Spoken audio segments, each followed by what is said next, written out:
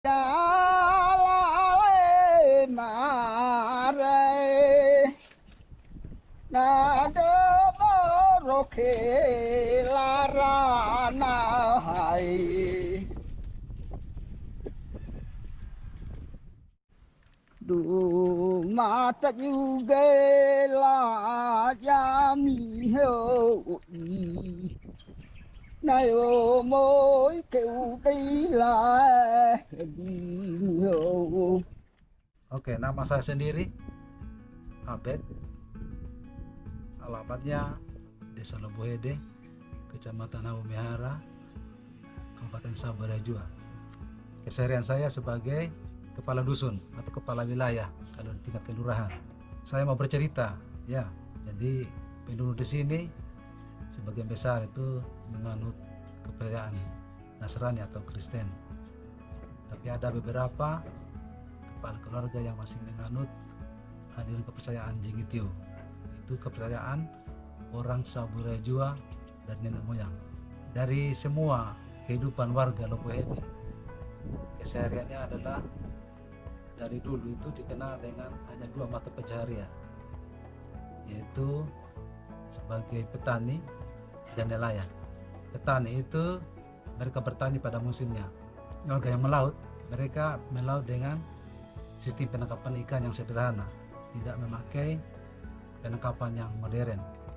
Terus bagi warga yang bermata pencaharian petani, sebagian besar mereka tanam hanya sorghum dengan jagung saja yang dikenal. Jadi itu sudah berlangsung lama. Saya bilang tadi penduduk di sini kan pada umumnya kan bertani dan berkebun, tapi itu kan dilakukan pada musim-musim tertentu. Tapi sebagian waktu atau sebagian besar waktu yang dihabiskan di rumah itu, mereka pulang ke rumah itu yang perempuan itu biasanya menenun. Kalau laki-laki itu kan pencariannya kan petani sambil tanam pada musim, dan mereka juga istuak pada musimnya. Pada dasarnya orang Sabo pada waktu itu mereka menenun itu bukan untuk dijual, tapi untuk dipakai saja.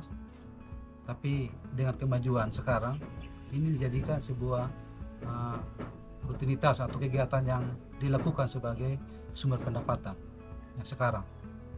Kenapa dipakai? Karena memang tidak punya pasar waktu itu, dan itu dilakukan di rumah. Ada waktu-waktu lowong.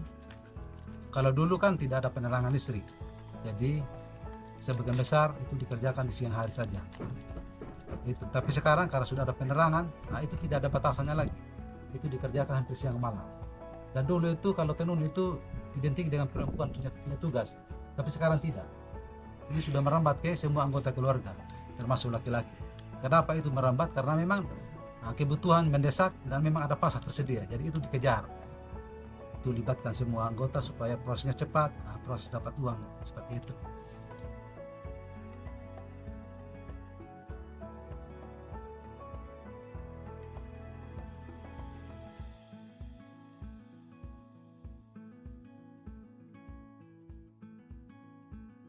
Ini Kalibania dan ini Kalimone. Jadi dong tumbuh dari itu pohon tuak itu. Kalau ini tidak iris, kalau ini iris, kasih ini, iris ini. Tapi ini tidak potong pokoknya. Iris ini. Habis itu baru bikin begini. GP dia begini. Dia begini. Dia begini. Terus begini, putar-putar ini. Begini terus. Setelah itu diikat dari ini lontarnya, ikat kumpul semua. Begini pula ini. Habis itu iris 2 hari atau 1 hari. Jadi mulai iris, potong ini, iris. Iris begitu. Ada dia punya nama, kalau bahasa Sabonya tenai. Nanti masuk ke sini, diikat begini. Ada beberapa batang, 5-6 itu iris. Ikat begini. Ikat begini, nanti airnya menetes. netes terus. Kalau iris pagi, nah sore lagi baru iris lagi. Jadi airnya ambil begini, baru sudah jadi air tuaknya gitu. Nah, kalau menyadap itu memang Sabu ini dikenal dengan Pulau Sejuta Lontar, karena memang pohon yang pertama kali tumbuh di Sabu ini pohon tuak ini. Dan untuk mencari hidup masyarakat Sabu pada waktu dulu, itu satu-satunya pohon yang bisa memberikan mereka kehidupan. Maka pohon ini dikenal dengan pohon kehidupan, karena itu berasal dari itu semua. Dari pohon itu aja itu bisa dipakai semua hal, dari batangnya, dari daunnya, dari airnya, itu bisa digunakan untuk semua hal.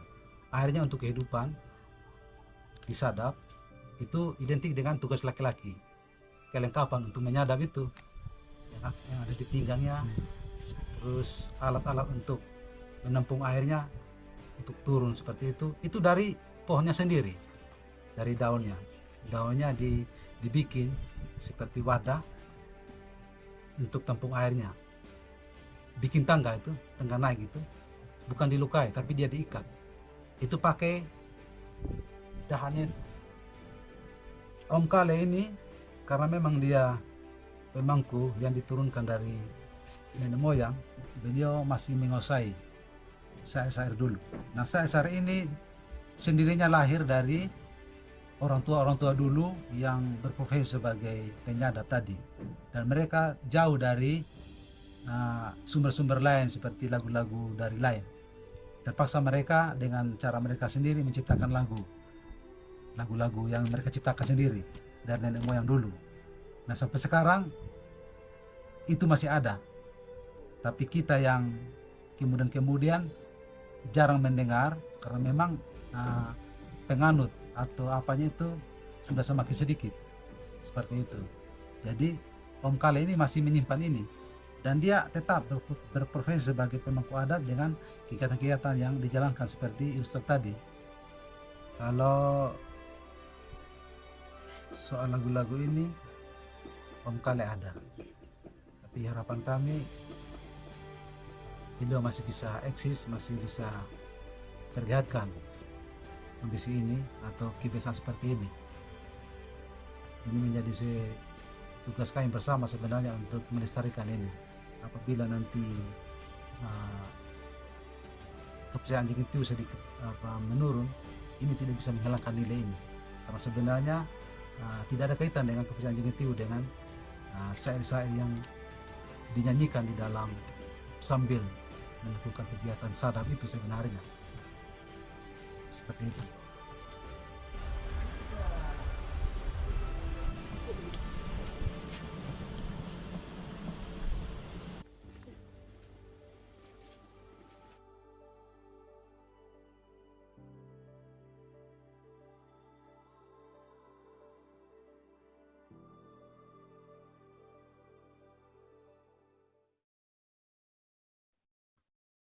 Halo teman-teman, selamat datang di sekolah Telusuri Menulis Refleksi Perjalanan. Saya Irsat, senang sekali bisa memandu Anda sekalian hari ini untuk belajar bersama.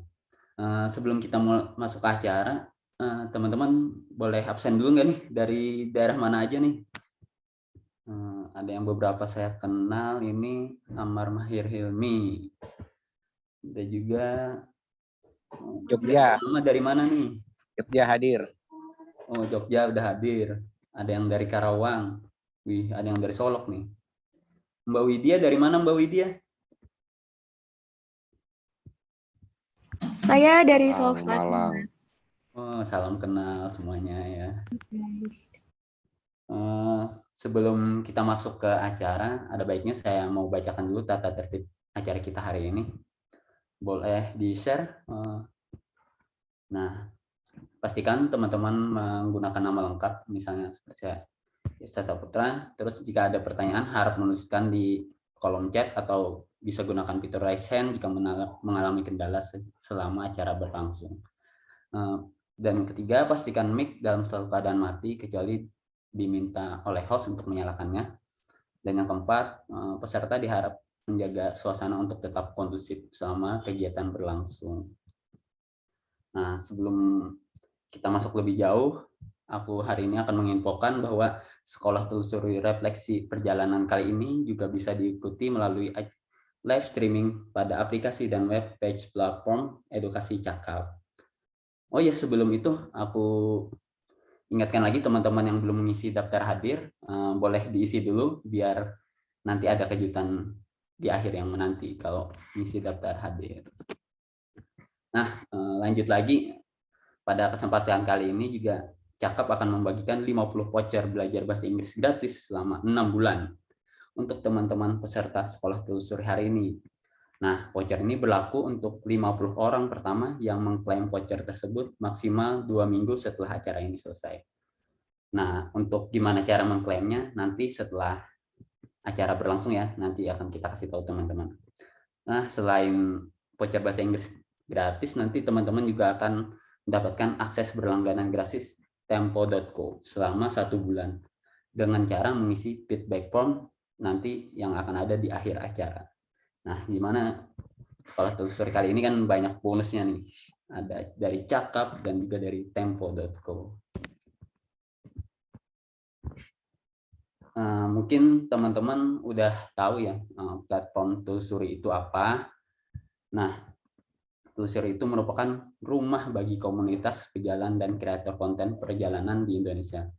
Untuk apa? Yaitu untuk menceritakan keragaman adat, istiadat alam, adat istiadat, budaya, dan perjalanan, sekaligus menjadi ruang belajar untuk mengembangkan kemampuan menulis, fotografi, video perjalanan, dan lain sebagainya.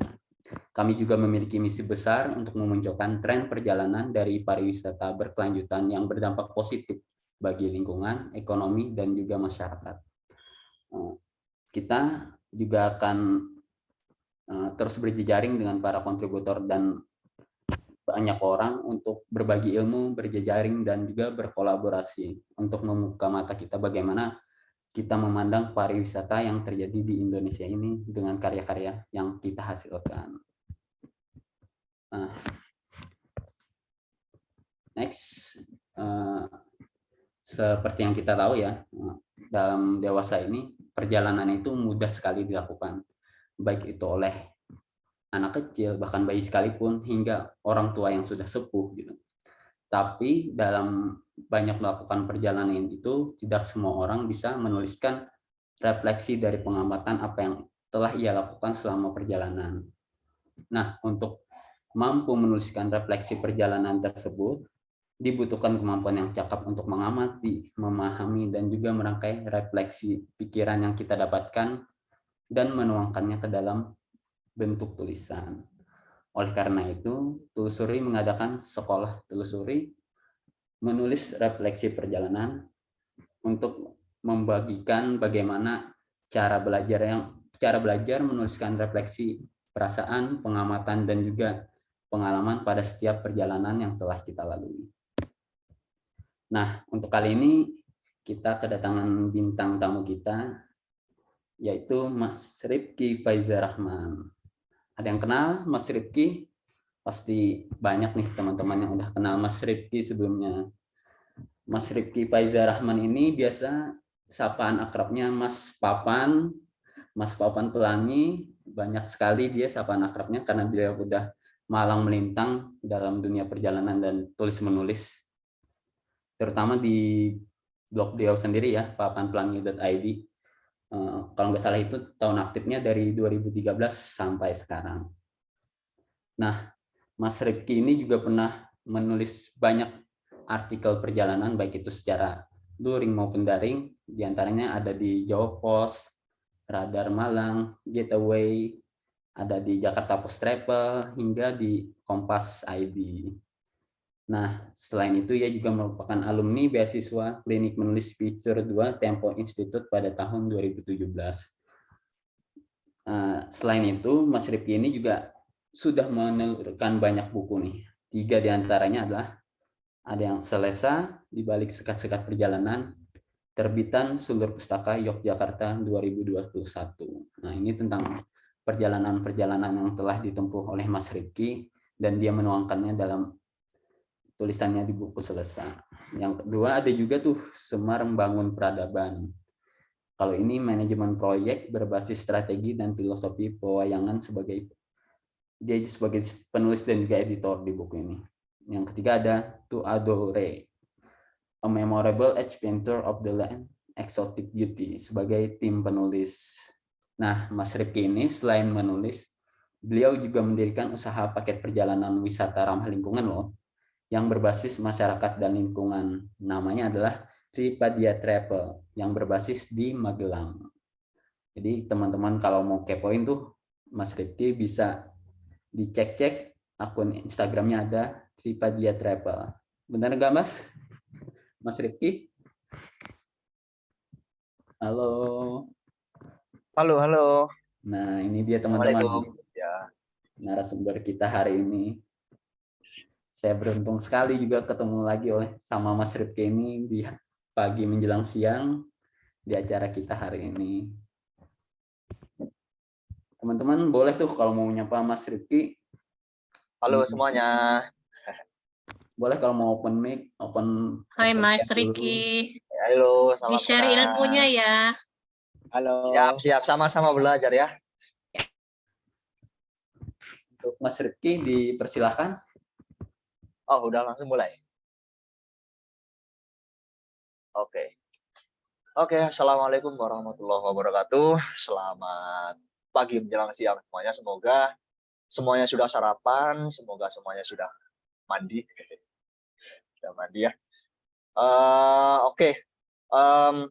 Terima kasih buat teman-teman dari Telusuri, Mas Irsad juga, dan teman-teman di balik layar yang sudah memberi kesempatan kepada saya untuk ngobrol tentang gimana sih caranya nulis refleksi perjalanan. Karena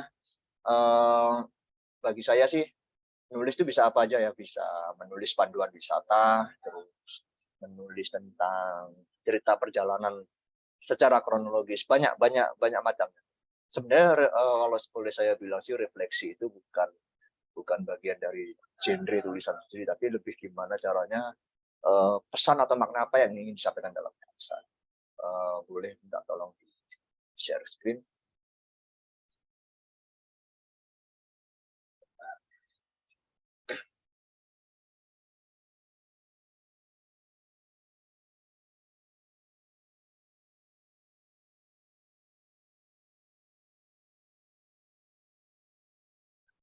Jalan nggak?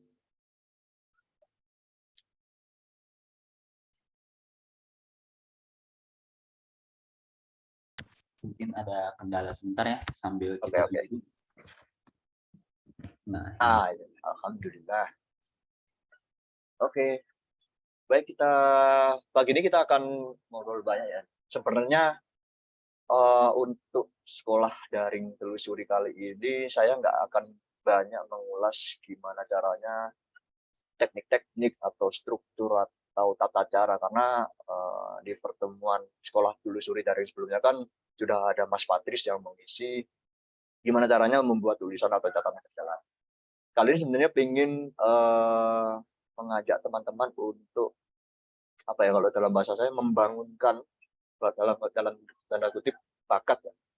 Membangunkan bakat atau pemikiran-pemikiran yang mungkin selama ini terpendam belum sempat tertuliskan dari perjalanan teman-teman sendiri. Jadi makanya kenapa untuk sesi kali ini saya beri judul menulis refleksi perjalanan.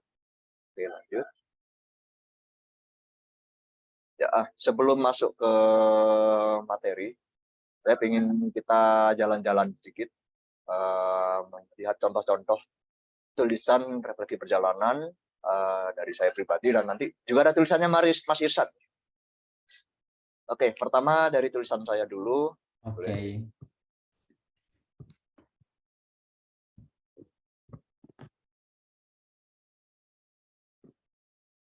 Karena mungkin banyak gambar. Ya, jadi kalau teman-teman main ke blog saya itu banyak tulisan-tulisan yang istilahnya saya ketemu dengan beberapa orang yang ceritanya itu menarik, terus seringnya nggak terduga, dan itu kadang-kadang ketika saya nggak berencana untuk nulis karena hanya sekadar mungkin naik ojek ke suatu tempat atau hanya pergi keluar kota, itu nggak ada niatan nulis perjalanan itu. Tapi ternyata di tengah perjalanan ada pertemuan-pertemuan, ada interaksi dengan orang-orang yang kok kayaknya relate dengan kehidupan saya. Nah, yang ingin saya tunjukkan ini salah satunya adalah salah satu tulisan berjudul Singa-singa yang meninggalkan. Kita tolong boleh dibuka gitu. Klik ke akhir. Ya, jadi ini tulisan udah ada agak lama 2000 tahun lalu. Jadi kalau yang pernah membaca teman-teman pernah membaca hadis dari Imam Bukhari itu ada salah satu sajak yang cukup panjang dan kadang-kadang disangkutkan oleh atau diterjemahkan oleh beberapa orang ini menceritakan tentang kisah-kisah perantauan seseorang dari kampung halaman menuju ke tempat dia bekerja atau dia tinggal. Jadi saya mengambil salah satu bait itu untuk judul tulisan saya. Di sini jadi kita motong beberapa bait, terus kita nyeritain cerita satu pertemuan dengan tukang ojek misalkan, terus saya sela lagi dengan lanjutan sajaknya, kemudian saya cerita lagi. Jadi ini bisa scroll pelan-pelan aja ke bawah. Jadi ini saya menemukan cerita yang menarik dari tukang ojek. Paling sering tukang ojek online ya, atau di tukang ojek daring. Itu rata-rata ketika saya misalkan di Malang atau Surabaya, itu rata-rata orang-orang yang mengantar saya itu perantau, udah tua, terus katanya ya mau nggak mau ingin tetap ngojek karena supaya ada kegiatan gitu. Meskipun sebenarnya secara materi sudah tercukupi. Terus lagi juga naik bus gitu ya ke Jogja dari Malang, itu ketemu orang yang salah satu penumpang yang logat Malangnya itu udah hilang. Jadi udah cenderung ngapak Alan Banyumasan karena istrinya orang Cilacap. Jadi dia pulang ke Malang terus balik lagi, sukses bikin usaha kuliner di sana di Cilacap. Terus kemudian yang paling menyentuh hati cerita yang di bawah ini setelah ini, itu saya di Malang ketemu tukang ojek yang wajahnya itu sangat familiar, sangat NTT sekali dari timur. Dan dia tuh yang bikin saya terkejut adalah sudah hampir 30 tahun dia nggak pernah pulang. Jadi dia kuliah ke Malang, sampai kerja, sampai punya istri orang Malang, terus kemudian sekarang ngojek itu sampai sekarang belum pernah pulang. Jadi kisah-kisah itu yang akhirnya saya rajut ya dalam satu benang merah. Oh, ini kisah-kisah tentang perantauan yang bikin kita ngaca, bikin kita bercermin ternyata sebegitunya perjuangan orang-orang yang merantau. Kebetulan saya juga termasuk perantauan ya, jadi saya orang lahir di Pacitan tapi besar di Surabaya, Sidoarjo.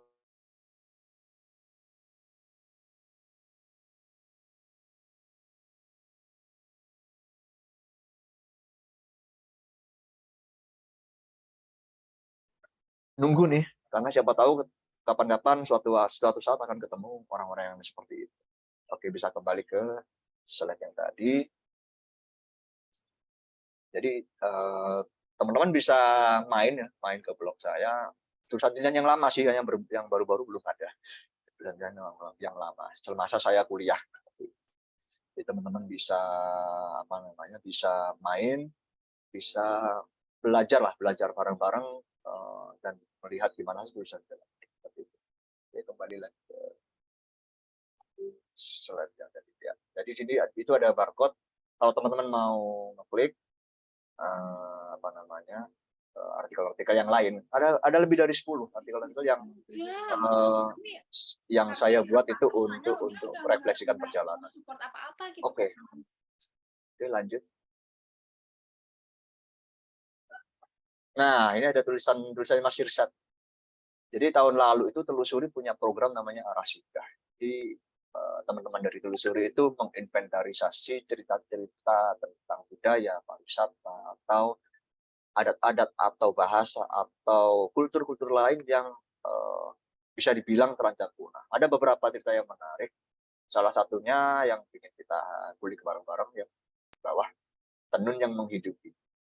Jadi ini kan kita kadang penasaran bagi teman-teman kalau sudah sering ke timur, ke Nusa Tenggara itu daerah-daerah yang terkenal dengan kerajinan tenunnya, itu kan kadang-kadang kita nggak masuk akal apa bisa dari tenun seperti itu bisa hidup, karena bikinnya lama banget.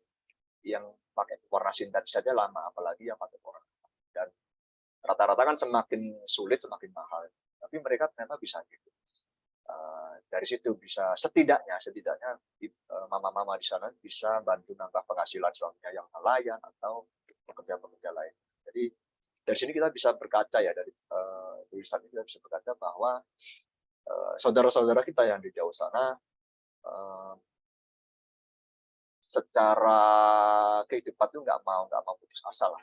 Mereka punya kemampuan membuat tenun yang biasanya lahir turun temurun dari sanak saudara, dan itu bisa dipakai untuk adat, bisa dipakai untuk kematian, pernikahan, dan lain-lain. Tapi yang menarik ini adalah paragraf penutupnya. Jadi alih-alih pakai kain tenun untuk keseharian, ternyata yang laris ternyata yang banyak di sana adalah sarung cap manis. Ini sebenarnya sangat menarik, sangat kontras ya. Mereka bisa hidup, entah pertanyaannya adalah apakah kalau sehari-hari pakai tenun mungkin di eman-eman itu ya, karena saking bagus, mending dijual aja. Ini menjadi menarik. Kita bisa bercermin dari teman-teman di Saburai juga, kalau teman-teman pernah ke sana atau pengen ke sana. Oke, jadi teman-teman bisa cek tulisan-tulisan lain yang arah singgah di telusuri, kembali ke slide tadi. Sudah ada juga barcode, teman-teman bisa mampir melihat tulisan Mas Irsyad yang bikin kita itu sebenarnya banyak berpikir juga, terus kita ini kan mungkin yang sebagian di Jawa atau kota-kota besar itu enak lah dengan fasilitas-fasilitas yang ada. Nah, tujuan tulisan-tulisan ini adalah membuat kita untuk bercermin, melihat diri sendiri lagi. Nah, ini yang akan kita bahas secara mendalam di kelas pagi ini. Oke, next. Nah, ini saya pengen ngutip salah satu pembuka tulisan Pico Iyer, seorang penulis perjalanan veteran lah, berkebangsaan di Inggris, orang Yahudi. Ini mungkin teman-teman bisa baca pelan-pelan. Ini ada di websitenya beliau, sudah lama dari itu. Jadi intinya adalah Pico Iyer ini ingin menyampaikan kepada kita bahwa perjalanan itu sebenarnya bukan untuk mencari sesuatu yang indah, sesuatu yang ingin kita viralkan di media sosial. Ya, dia ingin menyampaikan perjalanan itu sebenarnya seperti apa sih? Apakah dia harus selalu jauh jaraknya atau harus yang lama seperti itu relatif. Jadi teman-teman bisa baca tulisan-tulisan beliau lebih jernih kalau nggak salah. Buku terbaru beliau kalau nggak salah masih ada di Amazon, itu The Art of Stillness, jadi seni keheningan. Gimana caranya dalam perjalanan itu, kalau era sekarang mungkin ngetrennya adalah slow travel kan, jadi jalan santai aja, nggak ada yang. Ini ada kaitannya dengan refleksi yang akan terjadi dalam perjalanan. Oke, lanjut. Nah, oke, kenapa sih harus menulis refleksi perjalanan? Kenapa menulis refleksi atau tulisan yang reflektif itu penting? Lanjut. Jadi tulisan refleksi perjalanan itu sebenarnya adalah bagian dari tujuan desain besar kenapa kita harus menulis perjalanan. Ada banyak tujuannya. Ada yang self awareness, kita mengenali dan memahami diri sendiri. Terus dia sebagai informasi, sebagai jurnal, sebagai panduan, dia sebagai penghubung atau konektivitas. Jadi kalau misalkan Mas Irsyad baru-baru ini kan habis nyebrang ke negara sebelah, itu saya belum pernah ngerasain sana, tapi ketika Mas Irsyad cerita misalnya saya merasa terhubung karena saya seolah-olah dia jalan sama dia, kayak gitu kan. Kemudian membangun ekspektasi ini bisa jadi kayak menumbuhkan pandangan baru ya. Jadi ketika misalnya kita di internet seliweran nih foto-foto indah di Raja Ampat atau di Komodo, kita akhirnya muncul ekspektasi, oh kayaknya kalau ke sana belum tentu. Mungkin kita dapat mendung, dapat hujan, dapat badai, kita nggak akan tahu. Makanya ekspektasi ini juga yang nanti akan kita bahas sedikit, karena ini bagian dari refleksi perjalanan. Tulisan perjalanan sebagai sumber ilmu, beberapa contoh ya, apalagi kalau ditulis dengan mendalam. Kalau teman-teman pernah membaca tulisan-tulisannya National Geographic, itu mereka sering loh mengeluarkan tulisan-tulisan yang ilmiah, mendalam, bahas topik-topik atau isu tertentu, dan pasti menggandeng beberapa ilmuwan. Itu bisa jadi sebuah patokan. Terus tulisan perjalanan juga sebagai memori. Ya, kita kayak nulis diary ya di HP atau di catatan, kita hari ini habis dari mana, itu untuk merawat ingatan.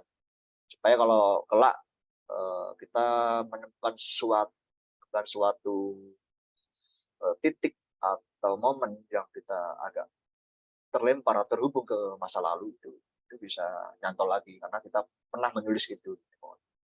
Nah, dua di antara tujuan menulis perjalanan itu ada kaitannya dengan refleksi terhadap diri kita. Jadi beberapa tulisan perjalanan yang reflektif itu biasanya menarasikan inspirasi, kadang-kadang juga menyinggung spiritualitas kita, menyinggung sisi kerohanian kita kadang-kadang, karena sifatnya yang personal. Terus apalagi kalau kita bersentuhan dengan orang-orang, berinteraksi dengan orang-orang, bahkan kalau kita main ke taman nasional bertemu satwa-satwa liar, itu bisa mengubah sisi kemanusiaan kita. Itu tujuannya refleksi perjalanan seperti itu. Oke, lanjut. Next. Ya. Nah, refleksi perjalanan menurut saya saya sarankan dari beberapa pengalaman, mentor juga. Refleksi itu harus ditulis. Yang pertama karena dia abadi ya, nggak lekang oleh waktu. Kalau misalkan kita pergi ke mendaki Gunung Semeru atau Merbabu di yang paling populer, kita mungkin informasi seperti biaya masuk, tarif porter, logistik yang kita keluarkan itu pasti akan berbeda, bisa naik, di tahun depan bisa naik, bisa berubah-ubah lah. Sementara cerita-cerita selama perjalanan itu kan bisa abadi. Kayak misalkan gimana caranya harus sabar kalau kena badai, misalkan.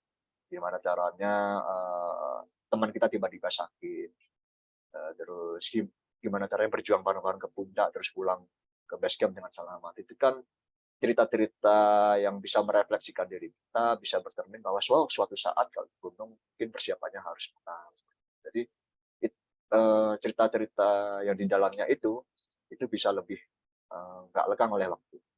Yang kedua, menyentuh sisi personal tentu saja, karena pasti siapa sih yang nggak terenyuh kalau melihat kayak cerita saya tadi, ketemu saya aja kalau ketemu tukang ojek yang di Jakarta gitu ya, dari perantauan jauh, rela ngojek, rela ke ibu kota gitu, demi sesuap nasi, berapa belas ribu, puluhan ribu rupiah, itu kadang juga makdek gitu loh, kalau dalam bahasa Jawa makdek gitu. Itu perlu kita tuliskan, perlu kita suarakan supaya orang-orang bisa menumbuhkan empati. Yang ketiga, memperbaiki jati diri, karena kadang-kadang bagi beberapa orang cerita-cerita seperti itu bisa mengubah cara pandangnya dia, bisa memperbaiki jati diri dia dari yang mungkin nggak peduli, yang apatis, itu bisa lebih peduli seperti itu. Oke, lanjut. Nah, ini saya mau singgung sedikit karena refleksi itu, kalau menulis refleksi perjalanan, kadang-kadang kita juga selalu bersinggungan dengan dua hal ini ya, yang selalu berlawanan. Gimana sih cara mengelola ekspektasi dan realitas? Nah, ini ada dua foto yang kontras, tapi lokasinya sama di blog. Ini juga saya tulis di blog beberapa waktu lalu. Jadi waktu itu saya nulis karena terinspirasi dari ada artikel dari luar negeri yang menceritakan bahwa eranya sekarang ini, poin pertama ya, jadi blog atau media sosial atau fitur-filter di kamera-kamera smartphone zaman sekarang itu jadi biang kerok hancurnya bayangan eksotis. Karena kadang-kadang apa yang digambarkan tuh kenyataannya nggak seperti itu. Jadi ini yang sering terjadi kan. Dan orang yang kadung main ke tempat yang sama dari si pembuat konten, ternyata kecewa, harus mengenai kecewa karena tidak sesuai kenyataan atau terlalu ramai. Seperti Bromo ini kan ramai banget. Apalagi kalau pas semuanya tujuannya sama untuk sunrise, matahari terbit. Tapi kalau foto yang kedua, kabut gimana? Saya pernah suatu ketika di Bromo, harusnya sunrise yang awalnya itu cerah, habis subuh cerah gitu. Cuman lama-lama kabutnya tambah tinggi. Yang terjadi adalah kebanyakan orang-orang bukan kecewa, tapi mungkin kayak ya gitu. Terus tepuk tangan, wih dapat kabut. Jadi mereka punya cara-cara yang mau nggak mau harus menghibur diri kan, karena mungkin nggak akan mengulang besoknya atau dalam waktu dekat. Pasti dia harus pulang dulu, nanti ulangi lagi dapat foto yang bagus. Yang kedua adalah pariwisata massal berdampak negatif pada lingkungan. Ya, tadi beberapa aspek, terlalu banyaknya wisatawan, terlalu berlebihan itu bisa merusak esensi perjalanan. Yang ketiga, pro kontra. Nah, ini kadang-kadang juga dilema ya bagi teman-teman content creator misalnya, atau yang bergelut di media sosial. Ini sayang kalau nggak diupload, karena kan kita tujuannya untuk promosi, terus kemudian ingin membangkitkan perekonomian masyarakat. Tapi satu sisi kita juga nggak bisa memfilter orang-orang yang tidak paham, atau mungkin belum merasakan refleksi dari perjalanannya sendiri, karena mungkin sejauh ini baik-baik saja, padahal ketika dia harus menerima kenyataan ada pembatasan kunjungan, faktor ekosistem, itu kadang dia nggak terima. Nah, padahal itu bagian dari melindungi dari resiko. Nah, kalau semuanya berburu keindahan seperti di poin keempat, siapa yang ingin bahas hal-hal lain di balik lensa, hal-hal lain yang kita lupakan, yang luput, entah itu tukang ojek, entah itu tukang siomay yang kita sempat makan sebelum ke tempat wisata, itu kan sebenarnya jauh lebih menarik, karena semua orang pasti menuju dan ingin menceritakan yang sama. Lanjut, nah ini gimana jalan tengahnya? Next, jalan tengahnya ya turunkan ekspektasi, terima realitas. Tidak usah berekspektasi berlebihan. Jadi kalau ibarat mobil gitu, ya udah direm sampai pol, sampai kecepatannya 0, udah terima aja realitas. Jadi kenapa? Supaya kita bisa lebih santai dan menikmati perjalanan. Dan yang poin ketiga adalah menjawab yang poin 3 sebelumnya tadi, bahwa pro kontra penayangan untuk promosi itu boleh-boleh aja, bagi saya boleh-boleh aja, asalkan kita tahu dan kita memuat gimana caranya mengedukasi audiens atau followers kita. Jadi supaya teman-teman itu bisa ngaca, bisa bercermin, bisa berefleksi lah, bahwa kalau kita nggak bertanggung jawab sama perjalanan kita, buang sampah sembarangan, itu juga lama-lama akan merusak lingkungan atau destinasi wisata yang keempat. Dan saya sebisa mungkin kalau bisa mencari sudut pandang yang lebih menarik, dan semua orang mungkin belum tahu itu. Jadi orang ngomongin puncak, mungkin kita ngomongin pohon-pohonnya, ngomongin burung-burungnya, ngomongin porternya, ngomongin pemandu wisatanya, ngomongin yang jual pedagang asongan. Itu banyak banget ide-ide yang bisa ditulis sebagai bahan refleksi kita. Oke, lanjut. Nah, tadi kan sudah disampaikan oleh Mas Sistem awal, bahwa mungkin sebagian dari kita sering melakukan perjalanan, tapi mungkin tidak banyak kita belajar dari perjalanan, tidak banyak berefleksi, jadi sudah dianggap apa. Padahal bisa jadi apa yang kita alami, baik hal yang beruntung atau apes sekalipun, itu bisa jadi bahan refleksi, dan itu bisa diangkat menjadi bumbu utama dalam tulisan perjalanan. Nah, gimana caranya mencari refleksi? Ada di slide selanjutnya.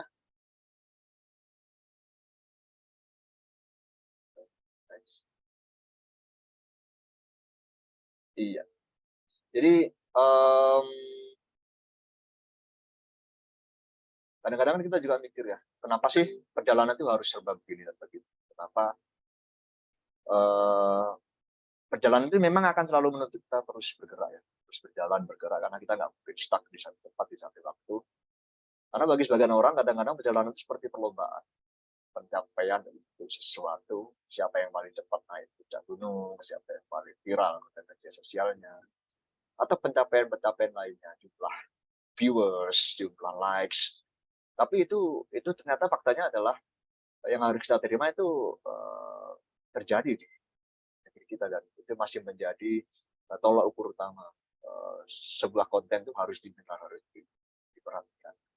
Padahal kenapa sih mesti begitu? Sementara kita sendiri mungkin punya prinsip, punya kepribadian, nggak maulah ikut-ikutan seperti itu. Sebenarnya kita itu ada, kalau mau kita lebih menggali itu sebenarnya kita punya, saya yakin teman-teman punya sisi-sisi lain yang mungkin belum sempat diceritakan atau takut menyuarakan sesuatu, takut menyampaikan pemikirannya sendiri, takut salah, takut dibantah. Padahal menulis refleksi perjalanan itu justru harus membawa kita, memaksa kita untuk mau mengeluarkan pemikiran kita, mau untuk menulis kegelisahan kita. Tujuannya kan seperti itu. Makanya ketika ada sesuatu yang viral, itu kenapa nggak santai aja? Santai. Kita nggak perlu ikut-ikutan untuk supaya FYP atau trending topik. Bagaimana jika kita sedikit dalam tanda kutip keluar jalur? Dalam artian seperti yang di slide sebelumnya, ada banyak sudut-sudut pandang yang orang-orang itu luput dari pandangan kita. Padahal itu siapa tahu bisa lebih menarik dan lebih bisa bermakna bagi pembacaan. Oke, lanjut. Nah, salah satu cara untuk mencari itu kita bikin aja pertanyaan-pertanyaan ke diri kita sendiri.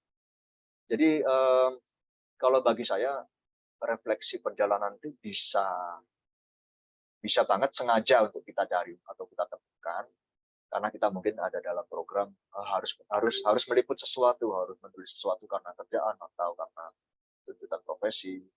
Ada juga seperti yang saya alami menemui tukang ojek, menemui orang-orang rantau, itu kan nggak disengaja. Tapi di saat itu juga kita selalu ada pertanyaan-pertanyaan yang selalu dibawa, yang selalu saya bawa selama belajar. Yang pertama, apa sih yang sebenarnya yang kita cari dalam perjalanan? Kalau perkara kita dapat foto bagus, itu bonus lah.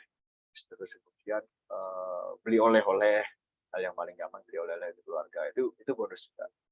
Tapi di antara rentang dari berangkat sampai pulang kembali ke rumah itu, ada nggak sih yang sesuatu yang bikin kita klik, kita kayak ngeh, oh iya ya seperti itu harus selalu digali. Kadang-kadang kita kadang-kadang kita lupa, bahkan hanya dalam rangka pergi ke pasar aja cari bahan pokok gitu. Itu biasanya pasti ada satu atau dua pengamatan yang sebenarnya kita itu tergelitik untuk mencari.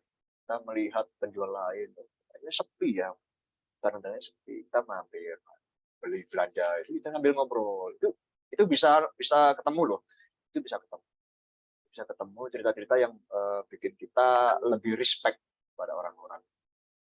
Nah, bagaimana kalau yang kedua adalah bagaimana kalau kita berpergian itu diniatkan untuk belajar. Jadi sebagaimanapun kita udah mahir mengemudi mobil misalkan, kalau mau berjalan jauh, atau motor kalau mau bepergian jarak jauh, tapi kita tidak bisa dipungkiri ada beberapa hal mungkin kita lampu merahnya kelamaan atau macet atau insiden-insiden senggolan itu bisa bikin kita emosi. Nah itu kita akhirnya belajar harusnya kalau berkendara itu harus sabar, harus berkoordinasi. Jadi di perjalanan itu kita bisa dapat banyak istilahnya hikmah-hikmah lah yang bisa kita pelajari, yang bisa kita jadikan cermin supaya di kejadian ke depan kita bisa pegang tuh cermin-cermin itu untuk pegangan perjalanan supaya kita kalau ada yang buruk-buruk kita nggak akan ketemu lagi. Nah, yang ketiga ini yang menurut saya penting dalam dunia untuk refleksi perjalanan. Kenapa sih kita nggak coba ngasih kesempatan sesuatu atau orang lain siapapun untuk menjadi cerita baru dalam kehidupan kita? Ini bisa kayak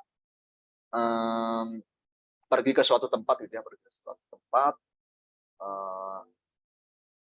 kita enjoy, melakukan perjalanannya enjoy dari berangkat sampai pulang, dapat foto-foto banyak, dapat keseruan gitu. Tapi kenapa sih kita cobalah nyempatkan diri untuk mampir ke warung atau mampir ke suatu tempat yang kita memungkinkan untuk ngobrol dengan orang-orang kecil, dengan orang-orang sekitar kita yang menurut saya itu bisa jadi kalau bahasa saya turning point atau titik balik cara pandang hidup kita. Kita nggak akan mudah meremehkan orang lain, kita nggak akan mudah memberi penilaian yang berbeda. Jadi intinya adalah ketika melakukan perjalanan dan ini bisa refleksi, kita harus tanya juga kepada apa atau siapa kita akan bertemu. Sebenarnya ini disclaimer, ini bukan teori-teori motivasi, tapi ini lebih ke gimana sih teman-teman bisa menggali lebih dalam. Jangan takut untuk mencari tahu apa sih sebenarnya. Kadang-kadang kan kita kalau melakukan perjalanan itu kayak kepikiran, kayak ada yang mengganjal, tapi akhirnya dianggap mangkal. Kalau itu ditelusuri, itu bisa jadi cerita baru dan itu menarik untuk diceritakan dalam perjalanan. Nanti menjadi cerita yang nggak biasa-biasa. Oke, lanjut. Next. Nah, ada beberapa cara ya. Ini sebenarnya hampir sama dengan kalau teman-teman ingin serius menekuni dunia tulisan perjalanan atau ingin menulis perjalanan teman-teman. Gimana sih mencari refleksi, gimana bisa dapat refleksi dan menuliskan. Ini ada yang namanya seni singgah, dalam tanda kutip seni singgah dalam perjalanan. Artinya perjalanan itu nggak usah. Yang pertama, ini sama halnya dengan 5W 1H. Jadi semua panca indera itu harus kita maksimalkan. Jadi kita harus buka lebar-lebar seluruh indera ya, buka telinga, buka mata, bisa merasakan apa namanya atmosfer atau suasana. Jadi kita bisa melibatkan perasaan dan objektivitas untuk menumbuhkan empati atau kepedulian pada apapun atau siapapun. Jadi jangan pernah menutup telinga dan mata pada hal-hal yang mungkin kita kaget.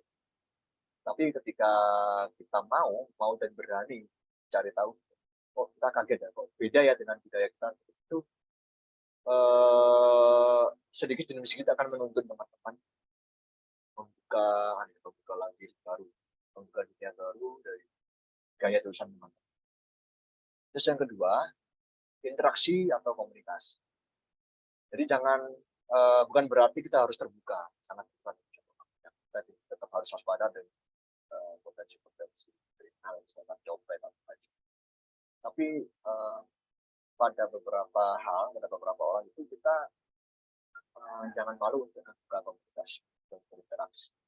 Karena kita kalau nggak tanya si narasumber ini, kita nggak akan tahu ceritanya seperti apa. Jadi memberi kesempatan untuk terhubung dengan orang-orang yang bercerita menarik.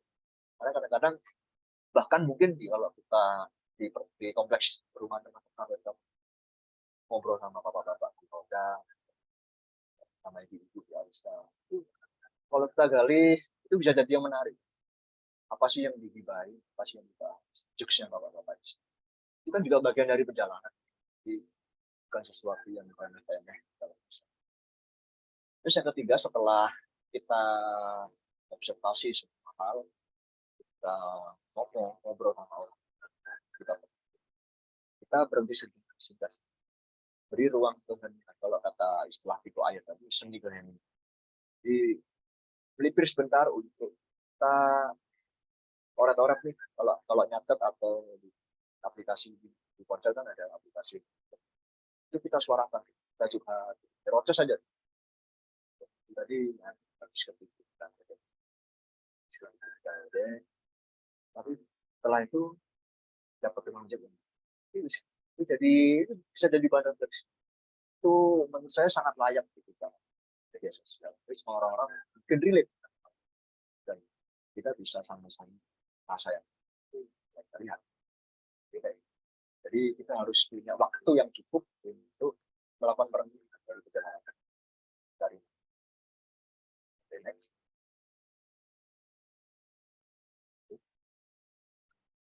Dan selanjutnya ini yang tadi ya. Jadi jangan terlalu mengandalkan ingatan.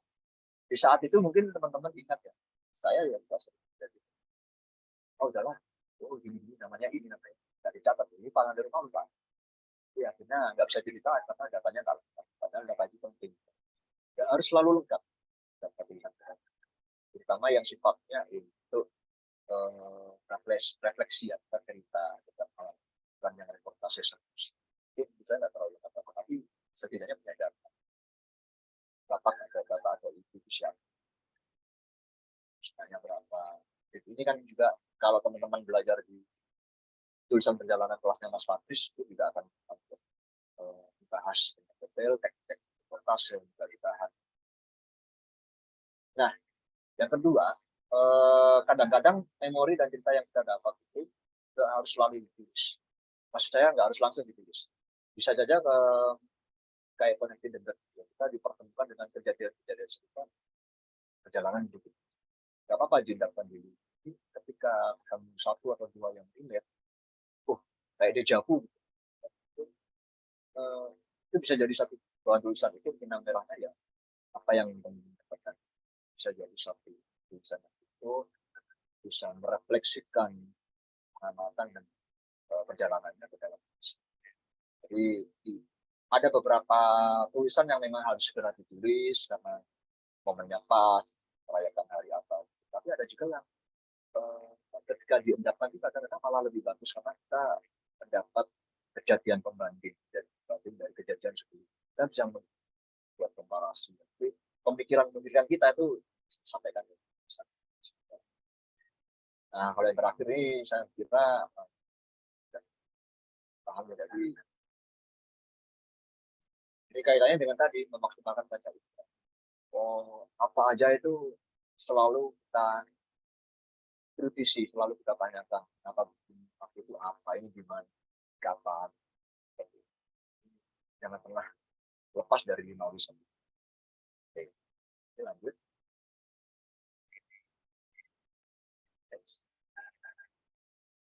Nah, ini sebenarnya kemarin namanya kan kita peserta itu coba nulis di basis ini. Tapi yang sekarang ini mudah-mudahan setelah kelas ini, sebenarnya bukan kelas ya, sharing-sharing, karena tujuan saya adalah mengajak teman-teman untuk lebih berani menggunakan belajar. Selanjutnya kan, jadi tuliskan refleksi. Saya kalau ini hampir sama ya, dasar tulis refleksi. Sama kayak tulis di jalan seperti dia, tinggal apa namanya, tinggal apa sih yang mau ditulis. Kalau dari sekian teknik ini yang saya tekankan adalah poin kedua, jadi setialah atau fokus pada satu sudut pandang. Jangan diceritakan sebentar. A sampai Z kronologis pulang itu kayak biaritas. Ceritakan aja apa yang menarik, dan itu malah membuat bisa bisa. Nah, pertanyaan dasar untuk mencari sudut pandang itu biasanya dari mau bertanya apa atau bagaimana. Yang paling gampang mungkin apa ya? Pasti pelajaran yang bisa kita ambil itu paling gampang. Jadi itu kan banyak elemen-elemen yang kita apa saja yang jadi refleksi selama berjalan, itu paling. Terus yang kedua, bagaimana itu lebih kepada proses berjalan, bagaimana cara kita lebih bijak dalam melakukan jalan. Itu dua pertanyaan dasar yang harus menjadi titik awal ketika menulis perjalanan. Jangan terlalu cerita semuanya. Kalau yang lain hampir sama, kira tulis apapun, hanya perjalanan tulis apapun pasti semua berawal dari ide, sportase, is, penting. Ini bisa teman-teman lebih banyak dapatkan di kalau ngecek footage-nya atau videonya kelasnya Mas Patris, itu ada. Apalagi kalau tulisan-tulisan kita serius. Lanjut.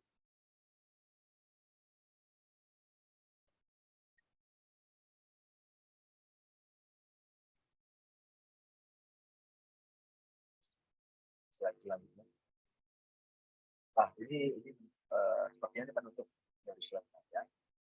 Jadi sekali lagi yang paling penting adalah yang pertama. Kalau menurut saya ya, jadi menulis refleksi perjalanan itu melatih kita atau kita lebih berani menyampaikan apa sih keresahan teman-teman, apa sih yang kita rasakan, bahagiakah dalam perjalanannya, dan paling ini adalah pemikiran teman-teman sendiri saat melakukan itu. menurut saya sangat penting menuangkan pemikiran dalam tulisan. Sekadar bercerita kulitnya saja, keluarkan aja apa keresahan apa. Kayak misalkan paling gampang mungkin, tapi mungkin agak sulit diterapkan. Kayak misalnya ke gunung gitu ya, kita pergi buat kaki lain dong sama kita tegur, kita laporin. Itu menurut saya sangat penting diangkat dalam tulisan. Nah, itu bisa jadi pelajaran buat teman-teman lain supaya. Tapi kadang-kadang juga adalah malah baik. Kadang-kadang kita stop di situ karena takut dengan takut salah, harus sampai stop. Padahal harus berani punya pemikiran. Karena kalau punya pemikiran sendiri di poin terakhir itu menunjukkan teman-teman punya pendirian dalam segala, punya sikap, punya prinsip, dan punya keberpihakan. Keberpihakan itu bisa menyetujui atau atas sesuatu. Sah-sah saja kalau teman-teman memasukkan unsur subjektivitas dalam tulisan, karena itu membantu pembaca untuk mengetahui atau kata-kata. Jadi penulis kira-kira ada di mana penulis itu sah-sah saja, tapi jangan sampai terlalu saking pengennya ingin disuarakan pemikirannya, tapi jangan sampai terlalu menakutkan. Oke, next.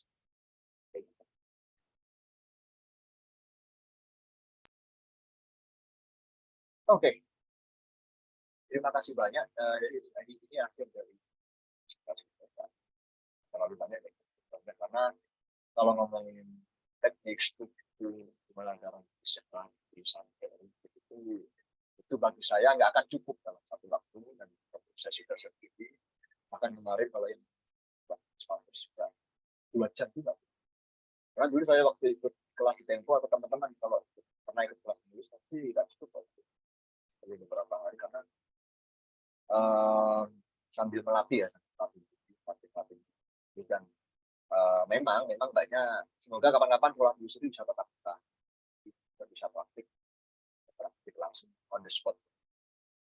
Oh ya, untuk penutup, mungkin teman-teman penasaran ya, jadi dari awal sampai akhir itu kan banyak tuh yang dalam tuh tentang saya kasih tahu dari betul-betul dari pendakian harus tahu dari orang.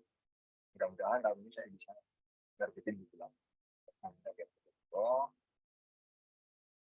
dan cita-cita saya di bulan terus saya udah pendakiannya seminggu tujuan malam cerita ngobrol tentang kopi dan lain satu bisa. Oke, saya kembalikan ke Irsad. Terima kasih banyak.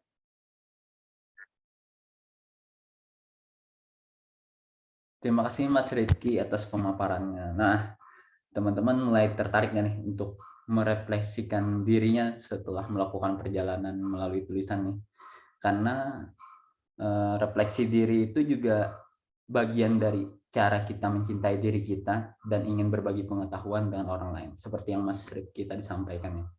Oke, udah ada beberapa teman nih yang angkat tangannya. Will dan Ahyar boleh open mic-nya sama kameranya, boleh? Silahkan langsung bertanya.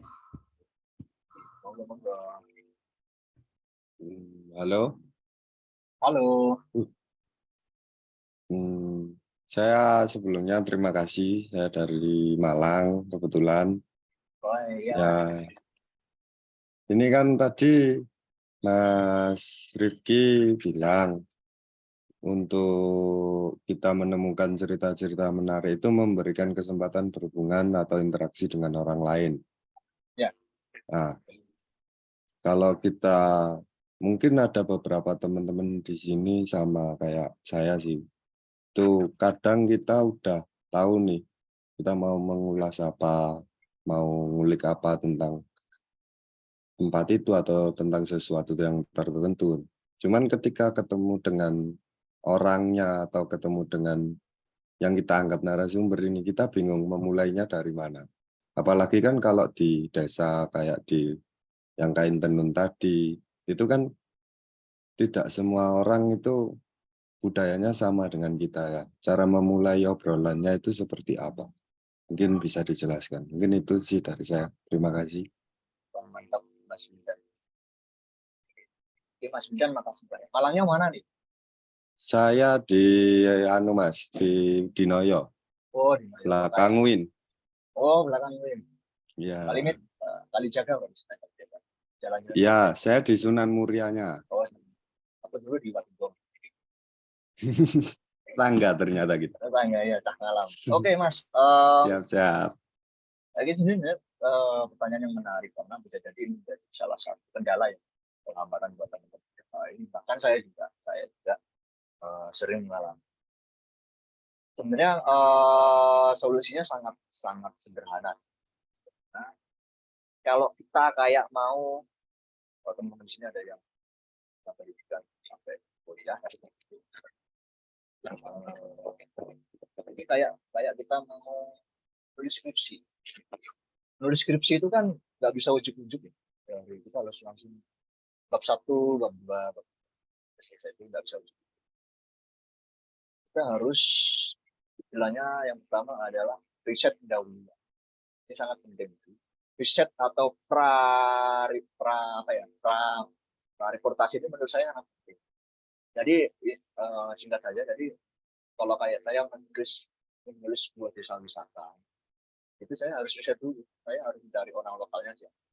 Oh mungkin yang paling limpah kalau ke desa wisata mungkin nyari kepala desa, ketua kota desa. Kita nyari kontaknya, kita kontak-kontakan dulu, kita bikin janjian, kita tujuannya mau meliput ini, outputnya mau jadi tulisan, mau jadi video. Nah, yang kedua adalah kita nyusun pertanyaan dari awal itu kita harus tanya, nggak bisa langsung kita dalam keadaan blank langsung ke lapangan itu nggak bisa, nggak akan bisa kan, dan akan seperti boros energi, kerja 2 kali kita balik lagi, oh ya baru tahu ternyata gini balik lagi lah besok kita nggak efisien. Jadi dari awal tujuannya riset pendahuluan adalah kita menghimpun info narasumbernya siapa. Kita mau fokus angkat. Nah, kalau sudah dari awal sebelum berangkat itu sudah fokus mau klik secara general desa wisatanya atau mau meliput kalau istilah saya lokal champion, sosok-sosok yang bangkitkan desa wisata itu sudah ditemukan. Kita ngobrol-ngobrol baru ketika hari H itu kita sudah nyusun jadwal, jam sekian sampai sekian ketemu ini mau ngobrol, sampaikan aja. Jadi kalau memang belum terbiasa untuk ngobrol orang-orang desa yang mungkin secara bahasa maupun secara kosakata beda, itu nggak salah kok kita misalkan gandeng kepala desa atau gandeng teman-teman yang berpengalaman untuk menyampaikan tujuan kita. Menurut saya sah. Jangan sampai ke lapangan atau ke suatu tujuan itu dengan buku kosong. Jadi harus membawa pertanyaan. Kalaupun itu nanti di lapangan ada perkembangan, oh ternyata ada cerita menarik baru, itu jadi cerita baru lagi. Jadi teman-teman harus setia dengan sudut pandang yang ingin ditulis.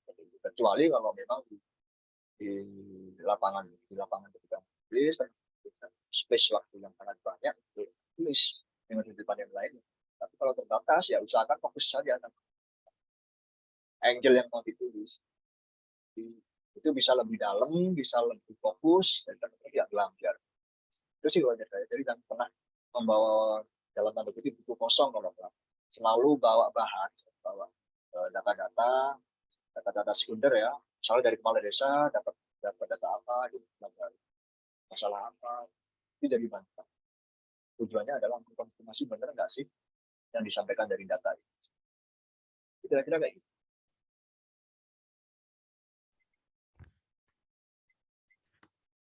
Mas Ahyar udah cukup puas jawabannya dari Mas Rifki nih. Alhamdulillah cukup. Terima kasih Mas.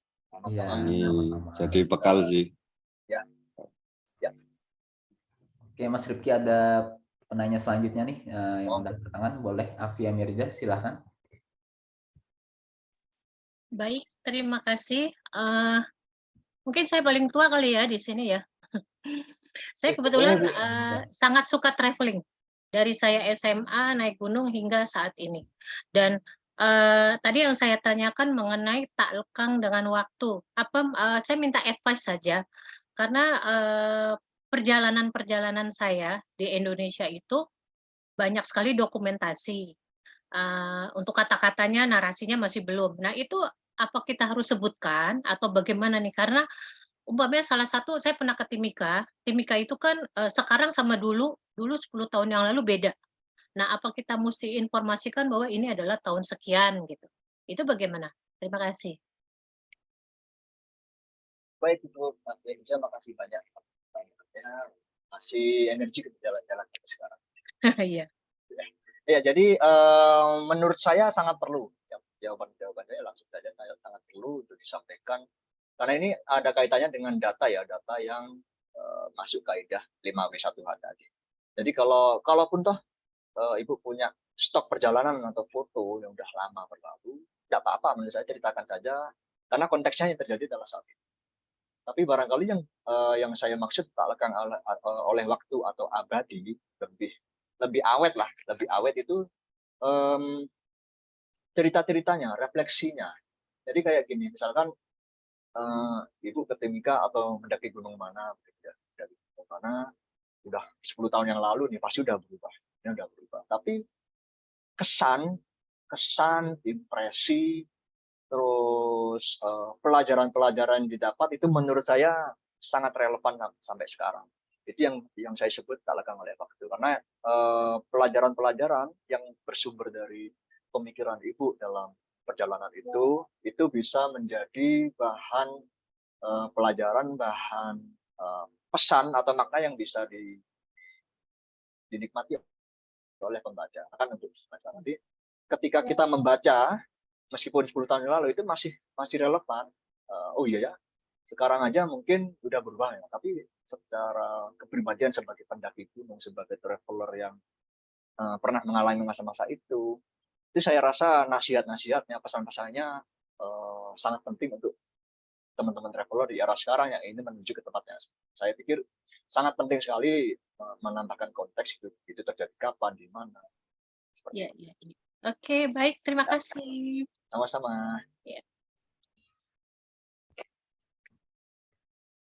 Boleh penanya selanjutnya nih, Fitriana Mahmudin. Okay. Boleh open mic-nya sama open kameranya.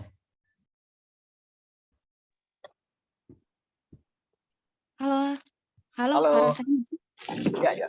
Oh ya, makasih Mas Irsyad, Mas Rifki. Tadi perjalanannya menarik sekali ya, dan bikin saya tergugah juga untuk menulis suatu hari nanti.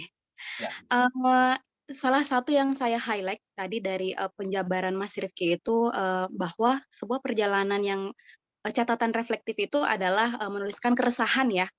Nah, di berbagai kesempatan saya melakukan perjalanan yang kayaknya menarik untuk dituliskan, dan itu sesuatu yang meresahkan juga. Tapi di sisi lain ada kekhawatiran ketika misalkan nanti aku menuliskan tentang pengalaman yang aku dapatkan itu, tapi ada kekhawatiran orang-orang yang saya saya ceritakan di tulisan itu justru tidak senang dengan cerita itu. Karena dari cerita yang saya pengen tulis itu kayak protes dalam artian tidak senang dengan salah satu kebudayaan yang ada di daerah yang saya kunjungi itu, gitu Mas. Paham nggak sih maksudnya? Oke, iya, paham. Nah, gimana tuh Mas cara menepis kekhawatiran itu, atau adakah tips-trik supaya kita bisa menuliskan dalam bentuk yang lebih bisa diterima oleh si pembaca? Oke. Ya.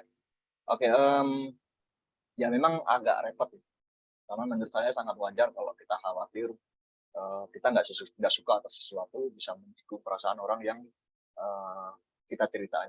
Kalau dari saya mungkin kalau berdasarkan pengalaman kita nggak suka atas sesuatu itu, saya nggak apa-apa diceritakan. Dalam artian gini, yang pertama adalah kita nggak akan selalu bisa memuaskan tiap orang, nggak akan selalu bisa memuaskan selera. Kita nggak akan bisa mengaminkan selera atau bacaan, tulisan atau pandangan tiap orang. Jadi pasti akan ada pro kontra. Apalagi kalau memasuki hal-hal yang mungkin cukup sensitif, kebudayaan yang nggak cocok. Itu menurut saya selama kita tidak tidak menyebut secara frontal namanya, atau siapa, menyebut fisiknya seperti apa.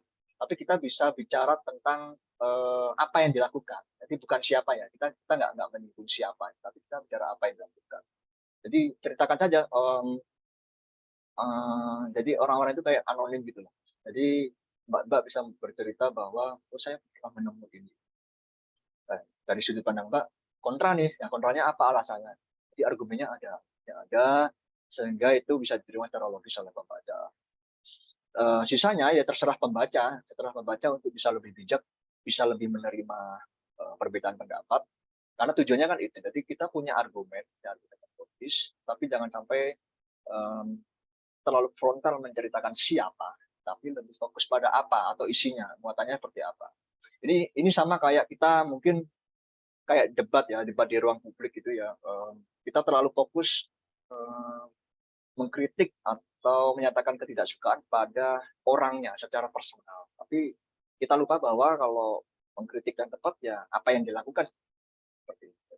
Jadi kita masuk di situnya, kita masuk di muatan atau substansi itu yang harus kita ceritakan. Jadi saya pikir ketika itu sudah ditulis, argumennya jelas, kita menyampaikan refleksi, ada refleksi diri di situ.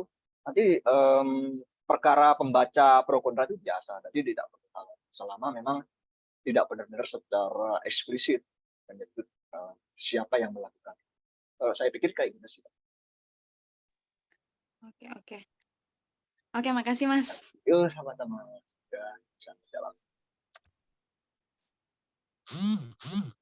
Oke, kita mungkin ke penanya selanjutnya nih. Masih banyak yang antri ya. Ada Monica Aldelia, silahkan.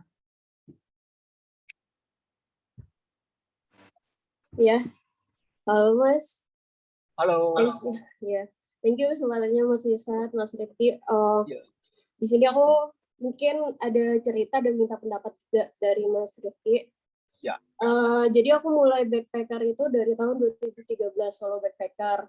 Nah, itu continue terus sampai ada satu momen aku resign dari kerjaan tahun 2019 untuk melakukan ibaratnya dream come true lah. Jadi aku nge-trip 25 kota, 15 negara selama 45 hari. Yeah. Dan so far aku cuma ngabisin budget 25 juta all in. Okay. Itu ke Eropa. Sekarang aku kan lanjut pendidikan di pasca sarjana ISI. Dan lagi tesis, bikin karya juga. Kebetulan saya anak DKV, dan saya bikin karya buku, scrapbook gitu, tentang perjalanan saya yang 25 kota 15 negara itu, yang 45 hari. Nah, dalam proses saya membuat narasi, itu tuh saya agak mengalami kesulitan, karena beberapa tulisan itu kayak ada pengen semuanya dikeluarkan gitu loh, apa yang maksudnya kan itu banyak banget ya Mas ya, maksudnya 25 kota 15 negara selama 45 hari, dan itu aku banyak banget dapat experience-nya yang mungkin ketika aku share itu sangat berharga buat teman-teman juga gitu loh. Terus ketika aku mulai membuat narasinya, itu aku mengalami kesulitan. Wah, ini kok jadi banyak banget tulisannya, apakah buku itu takutnya nanti jadi membosankan ceritanya gitu karena terlalu banyak. Jadi bagaimana sih cara bikin narasi dalam satu buku itu jadi terlihat menarik tapi bisa nge-cover cerita perjalanan itu. Jadi tidak hanya ngebahas satu poinnya doang, tapi bisa nge-cover perjalanan aku tuh seperti apa, kayak gitu Mas. Thank you Mas. Oke, menarik, jadi pengen jalan-jalan ke luar negeri. Oke, Mbak Monica, jadi ini saya sedikit menyaringkan atau membagikan intisari dari, kalau nggak salah kelasnya Mas Agustinus Wibowo ya. Jadi kadang godaan terbesar dari setiap penulis siapapun, baik yang udah tulis buku maupun belum menulis buku, adalah kita ingin menceritakan semuanya. Kita merasa semua kejadian itu menarik. Kita merasa semua foto, semua experience yang Mbak Monica alami atau yang kita alami itu sangat menarik. Padahal problemnya mungkin beberapa pembaca nantinya nggak butuh itu.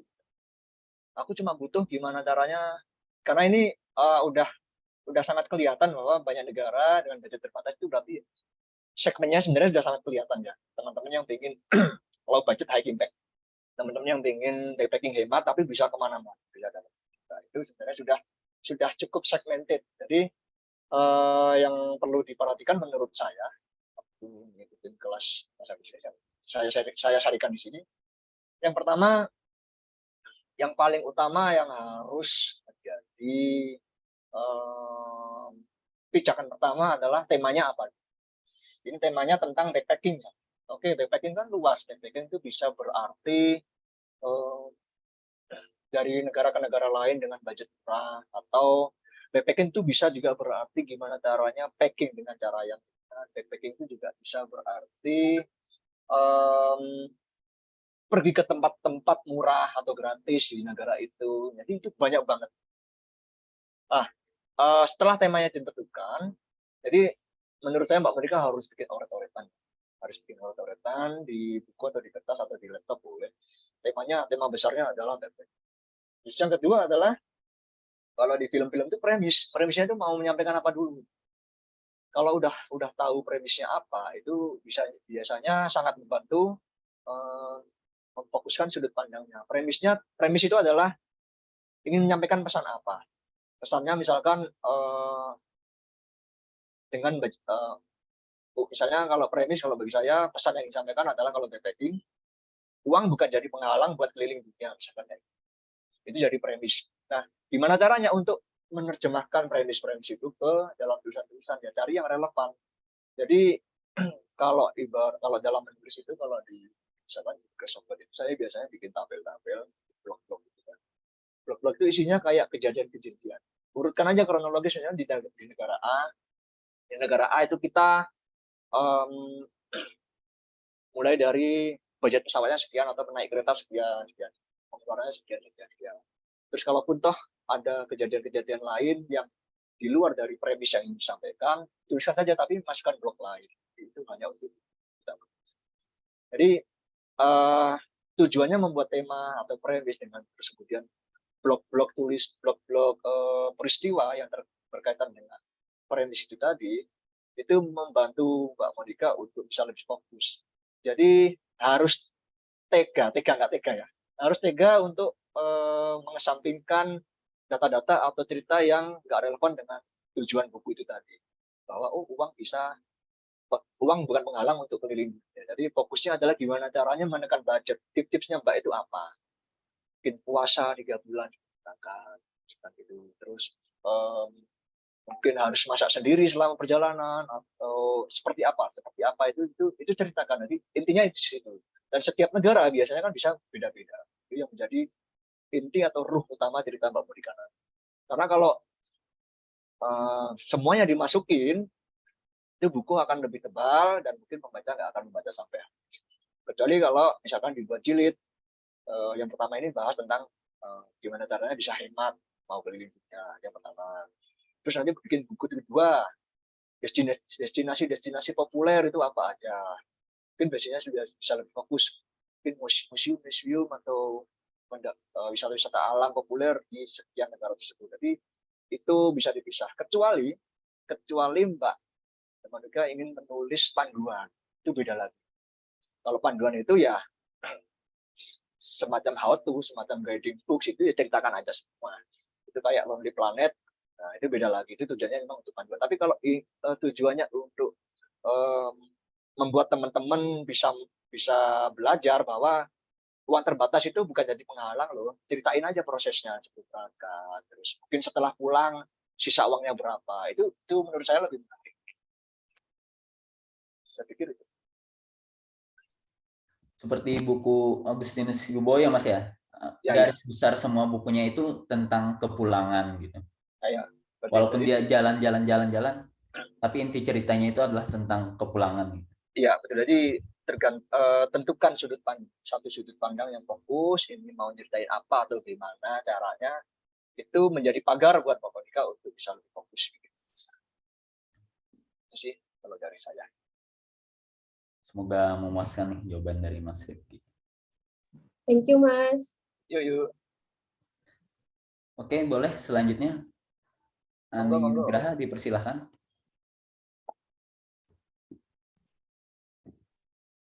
Bunda Ani nih. Assalamualaikum warahmatullahi wabarakatuh. Salam, iya Bun. Ya, Rifki apa kabar? Sehat-sehat, sehat-sehat ya Bun ya. Alhamdulillah. Sekedar ingin menambahkan ya, ada informasi bahwa Rifki ini salah seorang pemenang dari lomba menulis yang bertajuk Tidore untuk Indonesia tahun 2017. Jadi tulisannya luar biasa, luar biasa. Dan saya selalu mengikuti blognya Rifki. Cuma terakhir udah lama nggak ngisi ya. Iya, kerja Bun. Baik. Saya punya beberapa pertanyaan nih ya, Rif. Ya boleh. Dari beberapa tulisan Rifki yang saya ikutin, itu saya selalu terpaku pada judul. Itu ngelmunya gimana tuh ya, bisa menemukan kata yang bagus banget untuk dijadikan judul, gitu ya.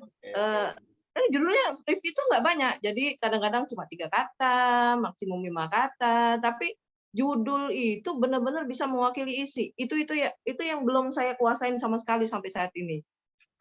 Dan kemudian saya juga aware soal melahirkan foto-foto pendukung yang berbicara itu loh. Jadi kalau menurut saya pribadi ya, sebagai travel blogger dan penulis beberapa buku perjalanan, skill foto itu bagi saya tuh yang esensi banget ya. Mungkin orang berpikir bahwa itu kan hanya pendukung gitu ya. Itu hanya sebagai bagian daripada tulisan. Tapi menurut saya kalau kita berbicara tentang perjalanan, foto itu tentu saja akan berbicara dalam tulisan itu sendiri. Ini statement ya, Rifki ya. Dan kemudian saya ini kan bukan traveler backpacking seperti Rifki ya. Jadi traveling saya itu lebih pada sesuatu yang sesuai dengan umur saya gitu. Jadi kalau ngikutin Rifki mah bisa rontok saya ini. Yang bisa tahan di gunung. Sekarang udah mulai rontok Bun, udah mulai encok. Nah, ini kemudian saya menemukan bagaimana ya mengatur jenis menulis kisah traveling yang dalam ruang lingkup keterbatasan yang saya punya sekarang nih. Gitu. Saya sekarang banyak menulis tentang review ya, terutama review tentang hotel, review tentang tempat. Banyak yang menganggap bahwa esensinya itu lebih kepada tulisan modern gitu loh, bukan sebuah perjalanan. Nah, ini yang saya sedikit concern gitu ya. Kenapa sudut pandang itu akhirnya ke sana? Padahal sebenarnya kalau menurut saya pribadi, ulasan kita tentang sesuatu yang mungkin tidak semendalam kalimat-kalimat yang Rifki lahirkan, itu adalah bagian dari esensi perjalanan dan refleksi perjalanan itu sendiri. Itu aja pertanyaannya. Berat. Oke Bun, tak jawab sebisaku ya. Sorry agak serak dikit. Jadi pertama judul ya. Ini kembali lagi sebenarnya dulu sebelum saya ikut kelas di Tempo, itu memang kalau ngeblog itu ngasal banget mau nulis apa, pokoknya nulis aja. Sebenarnya ini bagus juga sih, karena kadang-kadang kita buntu dalam menulis, tapi ketika kita yang benar-benar senang sama nulis, senang dengan dunia blog itu ya lancar aja. Nah, gimana sih caranya bikin judul yang tingkat? Sebenarnya tergantung kebutuhan ya, apakah tujuan tulisan ini memang tujuannya untuk menarik banyak pembaca, karena kalau dalam istilah sekarang itu lebih ramah SEO, lebih search engine optimization. Jadi lebih ramah terindeks gitu. Sementara saya dulu memang nggak terlalu mengikuti ilmu SEO, gimana cara nomor 1 di Google. Saya dari awal sudah berpegangan teguh bahwa saya nggak ngejar itu. Saya nggak mau bikin judul yang udah kelihatan mau nulis apa, itu saya nggak mau. Jadi ketika ikut kelas Tempo, ini jadi banyak wawasan baru. Kalau ngomongin tips sih, yang pertama mungkin sebenarnya judul atau isi dulu itu bisa saling melengkapi ya, bisa judul dulu atau tulisan belakangan, atau judul itu belakangan, itu bisa, dan itu yang sering saya lakukan. Yang penting saya udah tahu formulanya biasanya kayak gini yang paling gampang. saya sudah bayangin ending tulisan saya itu seperti apa. Saya ingin menyampaikan apa. Jadi udah ketahuan, oh nanti itu ujung-ujungnya pesannya kayak gini. Tinggal narik nih ke belakang yang relevan seperti apa. Ketika itu nanti ketemu hal-hal yang menarik, cerita-cerita menarik, itu bisa kita tarik dari sebagai judul. Jadi judul itu memang mewakili seluruh tulisannya, tapi secara tekstual judul itu nggak harus selalu berkaitan dengan tulisan. Jadi kalau kayak misalkan yang saya contohkan tadi, singa-singa yang meninggalkan sarang itu kan bukan kalimat saya, itu sajak dari sebuah perawi hadis terkenal Imam Bukhari. Jadi dia bersajak tentang perjuangan seorang perantau lah. Highlight perantauannya ini yang saya ambil, yang menjadi tema cerita saya. Dan saya ngutip dari judul itu, dari sajak itu sebagai judul. Jadi itu salah satu teknik. Teknik lain kalau yang pernah saya dapat di Tempo, seperti kita kalau nonton berita itu kan ada judul yang berima gitu. Berima itu belakangnya sama, jadi nadanya sama. Itu bisa menarik perhatian. Terus yang kedua, judul itu bisa berupa pertanyaan.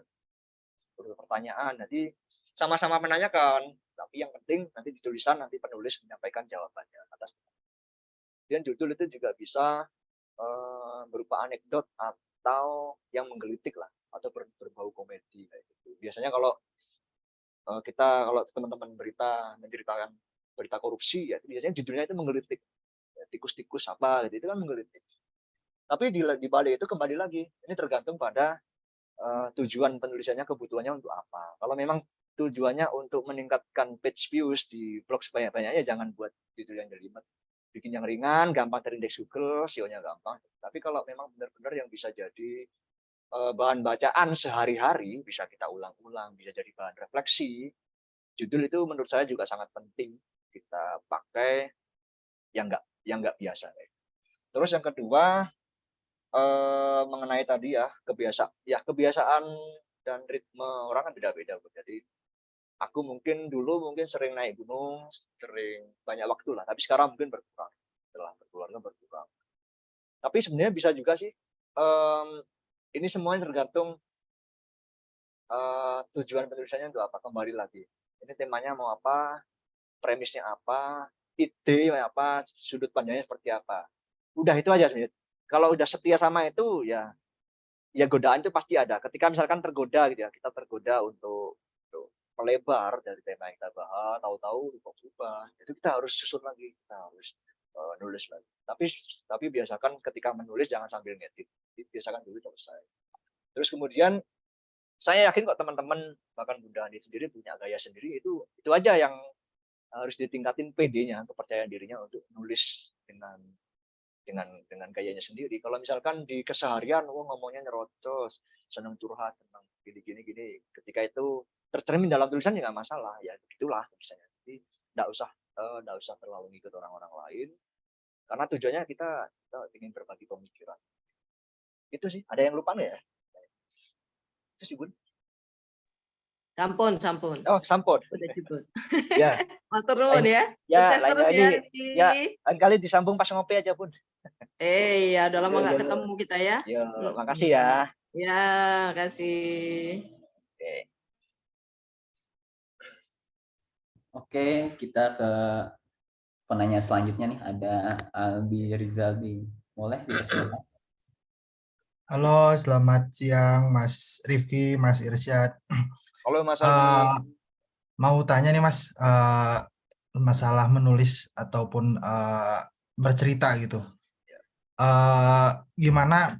Maksudnya saya beberapa kali membuat tulisan, tapi yang jadi kendala saya bukan yang jadi kendala utamanya itu bagaimana menjaga konsistensi untuk tetap menulis ataupun mengobati kemalasan gitu. Kan kadang jadi problem utama saya itu kadang saya udah pergi kemana, waktu pulang itu kadang kayak nanti deh tulisnya nanti, lama-lama ditunda, tahu-tahu lupa akhirnya gitu. Gimana caranya untuk tetap konsisten untuk menulisnya dan juga mengobati rasa malas itu seperti itu. Oke. Ini cukup berat karena kadang saya juga malas. Tapi begini Mas Albi. Sebenarnya nggak ada ramuan atau obat yang manjur untuk ngobatin gimana caranya bisa produktif selain ya terus menulis. Jadi nggak ada obat yang lebih baik daripada terus mengasah diri untuk menulis. Dan menulis itu biasanya umumnya ya lazimnya itu erat dengan membaca. Kalau sudah hobi membaca itu biasanya kalau udah hobi membaca biasanya kita akan terpancing untuk menulis, wah si penulis buku ini punya, dan ini aku juga punya pikiran, itu biasanya dituliskan, disuarakan dalam untuk menjaga konsistensi. dulu ketika apa namanya aktif yang ngeblog ya, karena waktu itu cukup bergantung dengan blog. Jadi saya bikin target Mas, nggak usah banyak-banyak dulu. Misalkan dalam satu minggu kita nulis 1 kali dengan 500 kata. Itu kita bisa bikin target per hari mau berapa kali per hari. Jadi kita harus tertib dengan jadwal yang kita bikin diri, tertib dengan agenda kita sendiri. Nanti lambat laun kita akan terasa sampai Mas Albi akan merasakan punya gaya sendiri dalam menulis. Oh, aku cocoknya nulis kayak gini nih. Nulisnya gayanya kayak gini, mungkin lebih banyak dialog atau lebih banyak data atau gimana, itu sebenarnya saya nggak tahu, itu kembali ke penulis masing-masing. Itu memasang target. Jadi biasakan diri untuk tertib, nulis apa aja. Bahkan kalau misalkan agak terkendala misalnya di blog, ya tulis saja di media sosial, di Facebook, Instagram, posting setiap hari. Jadi kita posting menandakan yang pertama kita update media sosial. Yang kedua adalah sambil mengasah itu. Jadi nggak ada cara lain soalnya selain hanya terus menulis. Kalau orang-orang atau teman-teman bisa mencintai dengan menulis, bahkan menulis sebagai terapi ya, sebagai obat dari rutinitas, wah itu pasti seneng banget rasanya. Nanti lama-lama Mas Albi bisa merasakan kalau sehari nggak nulis itu aneh rasanya. Nanti nggak harus dipublikasikan saat itu, nggak harus update di media, tapi ditulis di diary, ditulis ketika misalnya kantor atau kampus atau belanja, menemukan hal yang menarik, tulis saja. Biasanya kayak gitu itu nanti akan connecting the dots, akan ketemu dengan titik yang sama, nanti bisa jadi tulisan. Jadi kalau dari saya ya terus menulis, nggak ada obat yang lain yang manjur. Itu sih saya kira.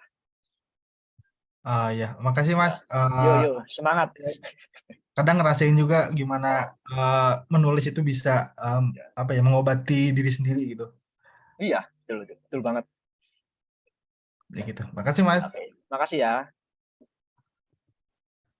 Nah, kebetulan jawaban tadi mungkin juga agak sama dengan pertanyaan dari Nur Ahmad Triaji. Kadang ketika lagi menulis bertemu dengan kebuntuan. Nah, tips dan triknya mungkin kayak yang udah Mas Rifki sebutkan ya.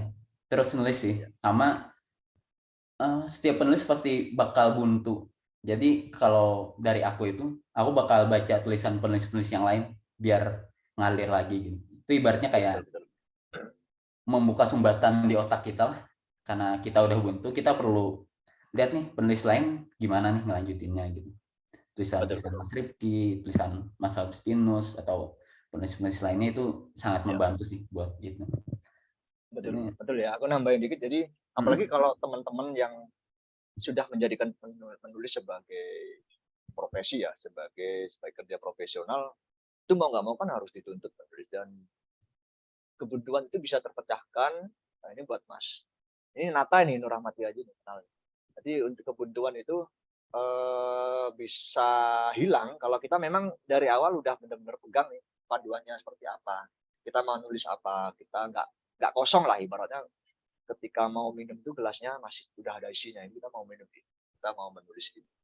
Jadi ketika kita buntu ya kita relax sejenak, jeda sejenak beberapa waktu, terus kita buka lagi, oh ini ada yang kurang, itu dicari lagi.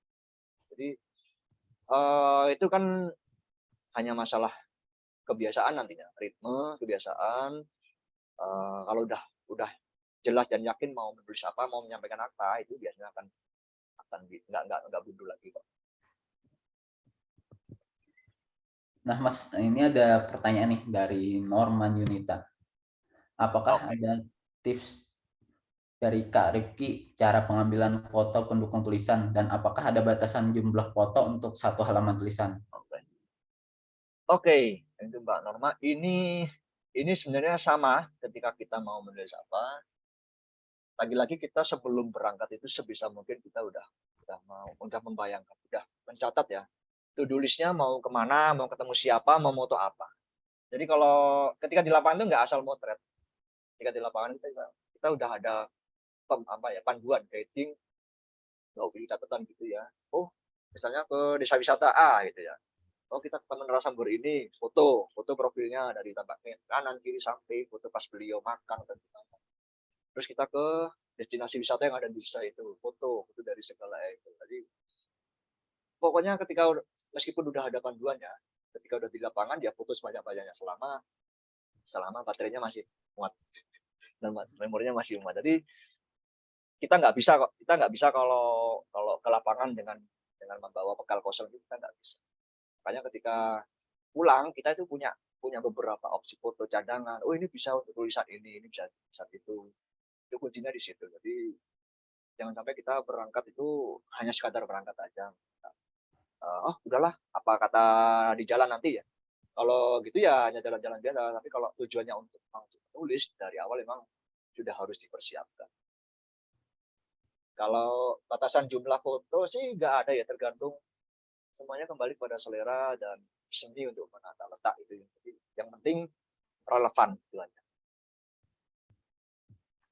Oke, semoga pertanyaan tadi terjawab oleh jawaban Mas Rifki. Semoga menjawab ya. Berat-berat. Mungkin teman-teman mumpung belum habis nih, ada lagi nggak sih yang mau nanya? Mumpung orangnya nih langsung yang mau jawab nih. Ya. Mungkin teman-teman ada yang mau on cam atau mau ketik di kolom chat bisa aja sih. Ya. Nah, Mas Rifki ini kalau kalian mau pengen tahu lebih lanjut tentang Mas Rifki, ada tulisannya di telusuri itu. Kenapa dia memilih nama Papan Pelangi? Itu semua ada. Teman-teman bisa cari di telusuri, itu ada artikelnya kok. Belum banyak kayak Mas Irsad. Tulisannya Mas tentang Mas Rifki. Oke, teman-teman, masih ada yang mau nanya nih? Atau udah cukup? Kalau mau DM, mau ngobrol-ngobrol boleh banget, bisa Instagram, email, atau WA bahkan monggo aja, bebas. Oke, kalau teman-teman masih malu nih nanya langsung, boleh ikuti aja. Oh, ada satu lagi ya? Ada yang open cam, Amar. Kalau mau nanya boleh. Nggak jadi. Oh, nggak jadi ya. Kalau teman-teman malu nih nanya langsung ke Mas Rifki, bisa via privat, via DM IG, langsung aja tanya-tanya. Mas, ini tulisan aku nih.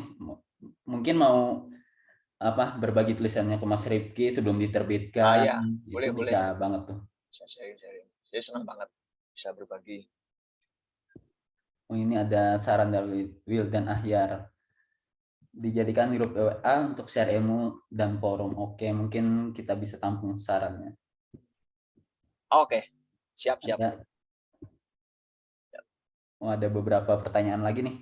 Kalau ini mungkin satu kita pilih untuk jawab terakhir di sini sebelum waktunya berakhir.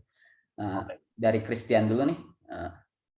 Siapa aja nih penulis perjalanan lain yang karya-karyanya Mas suka baca atau ada rekomendasi buku perjalanan favorit Mas? Oke. Kalau favorit karena saya suka cerita perjalanan yang sifatnya naratif, storytelling dan menyampaikan makna itu ya. Nomor 1 saya nggak ragu merekomendasikan bukunya Mas Agustinus Wibowo. Jadi kalau ada budget beli aja buku-bukunya yang trilogi Garis Batas, Selimut Debu, Titik Nol, sekarang yang terbaru Jalan Panjang Pulang. Itu nanti teman-teman akan terbuka sebuah genre baru dalam tulisan perjalanan. Terus yang kedua mungkin Mbak Windy Aristanti, itu yang foundernya Pacar Merah. Itu beliau juga menekankan gimana pentingnya storytelling, gimana caranya pentingnya mendeskripsikan daripada hanya sekadar cerita. Jadi Mas Agustinus, Mbak Windy, terus itu yang udah ada karyanya ya. Kalau beberapa blog sih banyak banget. Nanti bisa mungkin saya share Itu aja. Kalau di luar negeri ya saya masih suka baca tulisan-tulisannya National Geographic, fitur-fitur cerita-cerita feature. Terus kalau main ke BBC atau CNN Travel itu banyak cerita-cerita yang sangat menarik. Jadi teman-teman bisa belajar betapa pentingnya kalau fokus pada satu topik itu bisa lebih dalam. Itu aja sih. Ada dari Retno Septior ini. Oke. Di luar konteks mungkin untuk artikel Visit Tidore Island itu bikinnya berapa lama tuh Mas katanya? Oh, berapa lama ya Bun ya? Setahun ada kali ya. Jadi setahun kayaknya. Jadi kita tripnya itu kan 2017 bulan April dalam rangka festival seminggu lebih. Nah, dari situ kita kepikiran nih dari teman-teman blogger nulis, itu kita brainstorming, tukar ide, tukar pikiran. Itu yang bikin lama memang karena semuanya jarak jauh ya, jauh belum pernah ketemu. Jadi akhirnya jadi setahun terbit, setahun kemudian terbit. Itu sih setahun. Karena banyak penulis. Kalau nulisnya sendirian mungkin nggak akan lama. Ya kira-kira setahun itu prosesnya waktu itu ya? Ya setahun. Tahun. Karena pada jarak jauh teman-teman, jadi semuanya based on online.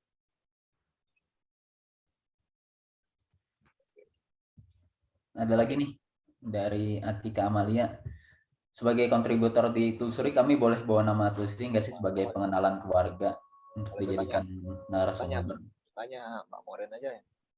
Itu boleh banget sih ya.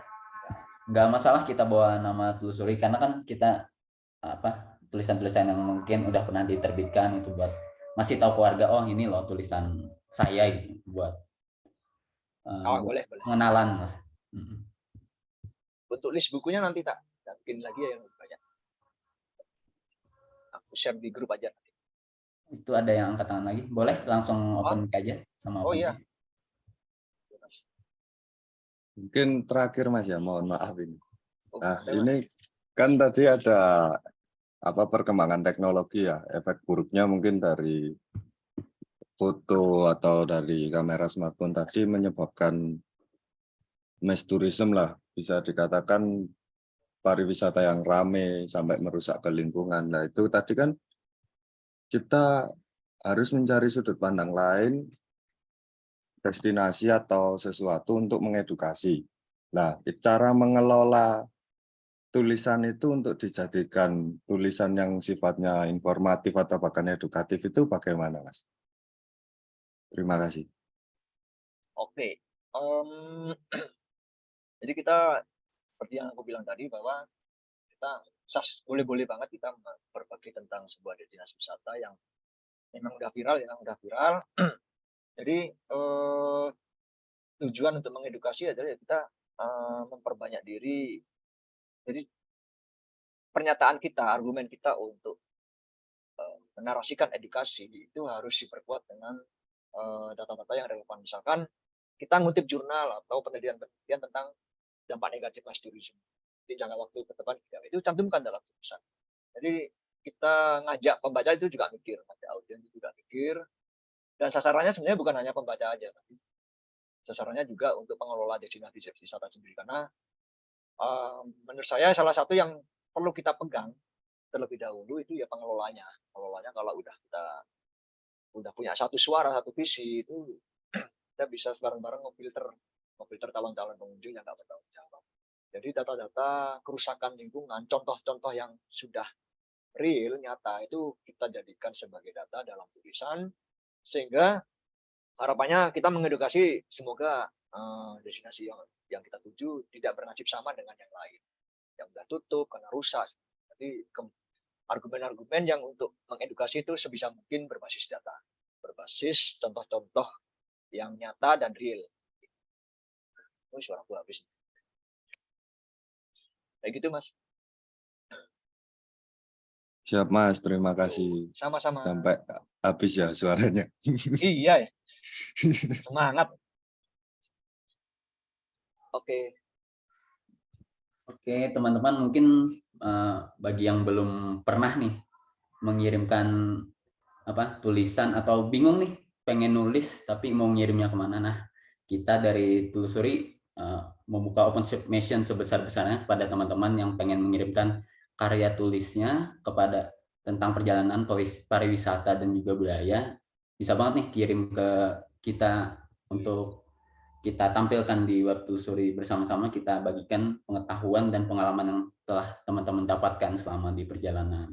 Nah, untuk ketentuannya, teman-teman bisa langsung cek websitenya telusuri.id. Di situ ada ketentuan open submission-nya gimana, ada syarat-syarat tertentu teman-teman yang harus penuhi. Selanjutnya, jangan lupa yang belum ngisi absen ya, kita isi lagi absennya biar lengkap kehadiran teman-teman terdata. Seru sekali ya sebenarnya. Waktu 1,5 jam, 2 jam ini sebenarnya nggak cukup gitu. Kalau sama Mas Rifki ini harus ketemu, ngobrol, ngopi gitu seharian, itu bisa ngalor ngidul kemana-mana itu. Yuk, ditunggu. Kalau yang teman-teman dekat di Magelang, sekarang lagi di Magelang ya Mas ya? Magelang. Wah, teman-teman bisa banget nyamperin langsung itu. Ajak Mas yang ngopi, Mas, ngopi. Nah, tadi kan kita di awal sudah sempat nih untuk bagi-bagi voucher gratis dari Cakap. Nah, mungkin supaya nggak kelupaan, teman-teman bisa screenshot layar ini ya, biar kita bisa data, nanti kita bisa ambil vouchernya gratis Cakap dan juga dari tempo.co tadi ya. Silakan teman-teman yang mau screenshot, bisa banget. Biar ada buktinya teman-teman udah mengikuti kelas telusuri sesi kali ini.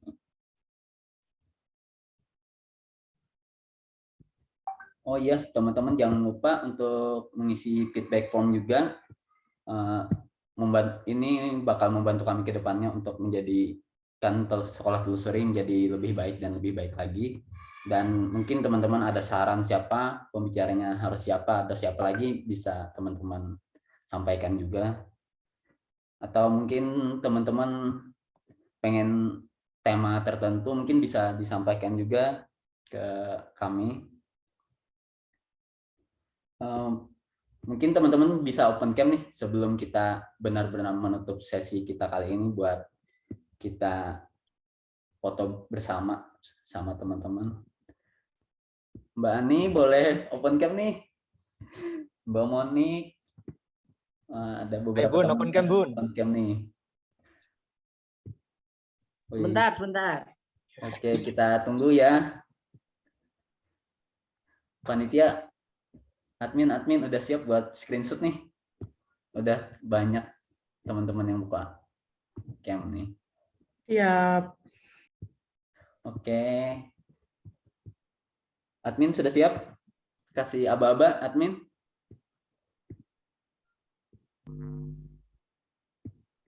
Oke. Siap lihat ke kamera semua ya. 1, 2, 3. Oke, lagi untuk yang kedua. 1, 2, 3. Oke, terima kasih teman-teman. Sekali lagi saya ingatkan untuk teman-teman untuk mengisi feedback formnya agar sekolah telusuri ke depannya semakin lebih baik. Mungkin ada sepatah dua patah dari Mas Rifki sebagai quotes buat teman-teman yang ingin belajar nulis ataupun yang sudah jadi penulis buat menutup sesi kita hari ini. Kalau 2 patah ya terima kasih. Enggak. Ya, saya terima kasih banyak atas atensi teman-teman dan meluangkan waktu di siang hari ini. Mudah-mudahan bermanfaat, dan apa yang saya sampaikan ini belum berarti benar-benar menjadi patokan ya. Teman-teman bisa menemukan atau bisa menemukan refleksi sendiri, bisa menemukan pandangan berbeda, kita bisa sharing bareng-bareng. Semuanya itu nggak lain supaya kita bisa membuat tulisan berkualitas dan pembaca bisa memiliki pandangan baru. Semangat menulis bagi yang baru mulai menulis, semangat menulis. Bagi yang udah lama menulis, tetap semangat menulis juga. Semoga teman-teman dan kita semua bisa punya karya dari tulisan-tulisan kita. Semangat. Terima kasih banyak. Terima kasih banyak teman-teman. Terima kasih Mas. Terima kasih banyak telusuri. Terima kasih semua. Terima kasih. Dadah.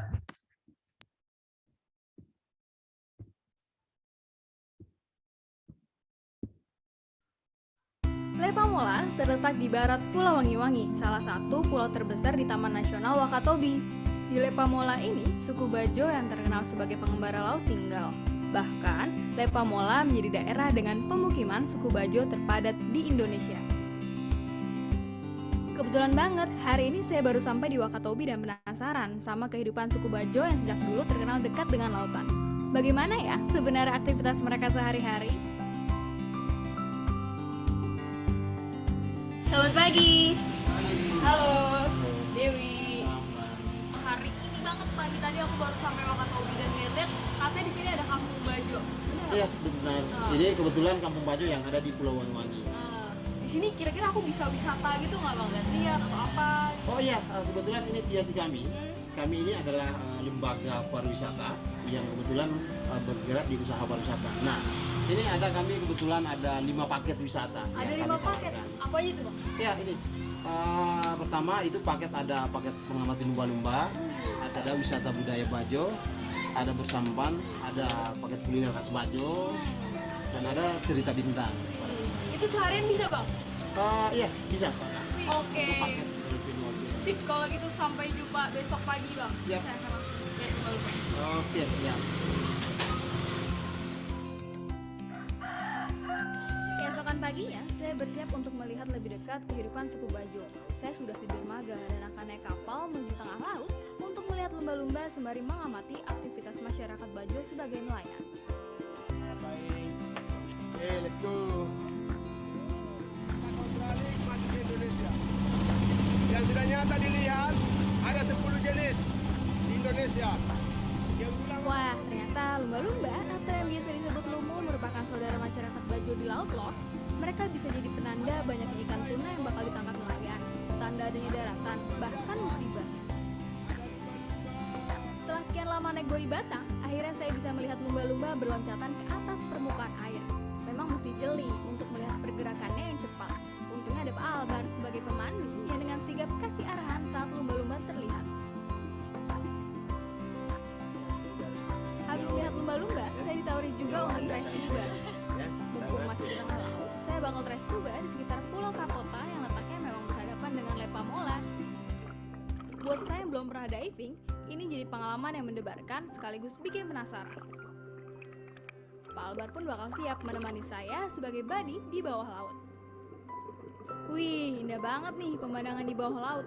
Terumbu karang warna-warni dan beragam biota laut lain jadi pemandangan menarik yang terus coba saya telusuri. Puas menyelam, saatnya makan siang. Enaknya sih santap makanan khas ini. Ada ikan bubara bakar, sambal colo-colo, udang mantis, lobster, dan salah satu yang khas yakni kasuami dari singkong. Kenyang makan, sekarang saatnya melanjutkan perjalanan keliling di pemukiman penduduk Bajo Mola yang seperti sebuah labirin raksasa. Bang Samran menjelaskan, salah satu yang khas dari masyarakat Bajo yakni perahu. Ada beberapa jenis yang dibuat, yaitu lepa kaloko, lepa dibura, sope, lambo, dan bodi batang. Saat jalan-jalan di Mola, saya kok heran ya melihat banyak perempuan yang wajahnya semacam diberi bedak putih atau kuning. Bang, ngomong-ngomong tadi aku sempat browsing katanya di Bajo sini ada bedak emas gitu ya? Oh iya, itu namanya bedak kubur. Apa tuh bang? Itu bedak kubur. Kalau mau lihat, nanti kita ke tempatnya. Wih, boleh tuh bang. Oke. Ayo kita ke sana kali ya. Ternyata itu merupakan bedak kubur. Menarik nih untuk lihat proses pembuatannya. Nah, ini dia sekaligus tempat coba pakai. pembuatan bedak kubur. Nah, ini mamanya Nurul. Halo Dewi. Ya, nanti mamanya Nurul yang akan menjelaskan proses pembuatan bedak kubur. Silahkan langsung tanyakan. Oke, siap kalau gitu. Tidak perlu banyak bahan, cuma beras yang sudah dicuci bersih dan beberapa tambahan lain seperti kunyit atau daun mangkok. Cara pembuatannya pun sederhana, tinggal tunggu berbagai bahan secara bersamaan sampai halus sambil dicampur sedikit air. Setelahnya dijemur deh, dan saat sudah kering, siap digunakan dengan diberi air. Sekarang wajah saya sudah lebih terlindungi dari sinar matahari. Saatnya bersampan sambil menikmati matahari terbenam. Bersama Bang Ali, saya jadi didapat cerita sejarah soal suku Bajo yang sejak dulu menjadikan kapal sebagai alat transportasi sekaligus tempat tinggal. Mereka juga punya keramba yang nantinya ikan akan dikonsumsi saat hasil laut kurang. Perjalanan saya di Lepamola belum berakhir loh. Malam hari, saya masih mendapat cerita tentang bintang dan benda angkasa lain yang jadi penunjuk arah, cuaca, dan hasil tangkapan ikan masyarakat Bajo. Seru juga ya menelusuri perkampungan Bajo di Lepamola, mulai dari mengamati lumba-lumba, wisata budaya dan kuliner Bajo, bersampan, dan cerita bintang. Ini sih cuma secuil dari keindahan di Indonesia. Besok pergi kemana lagi ya?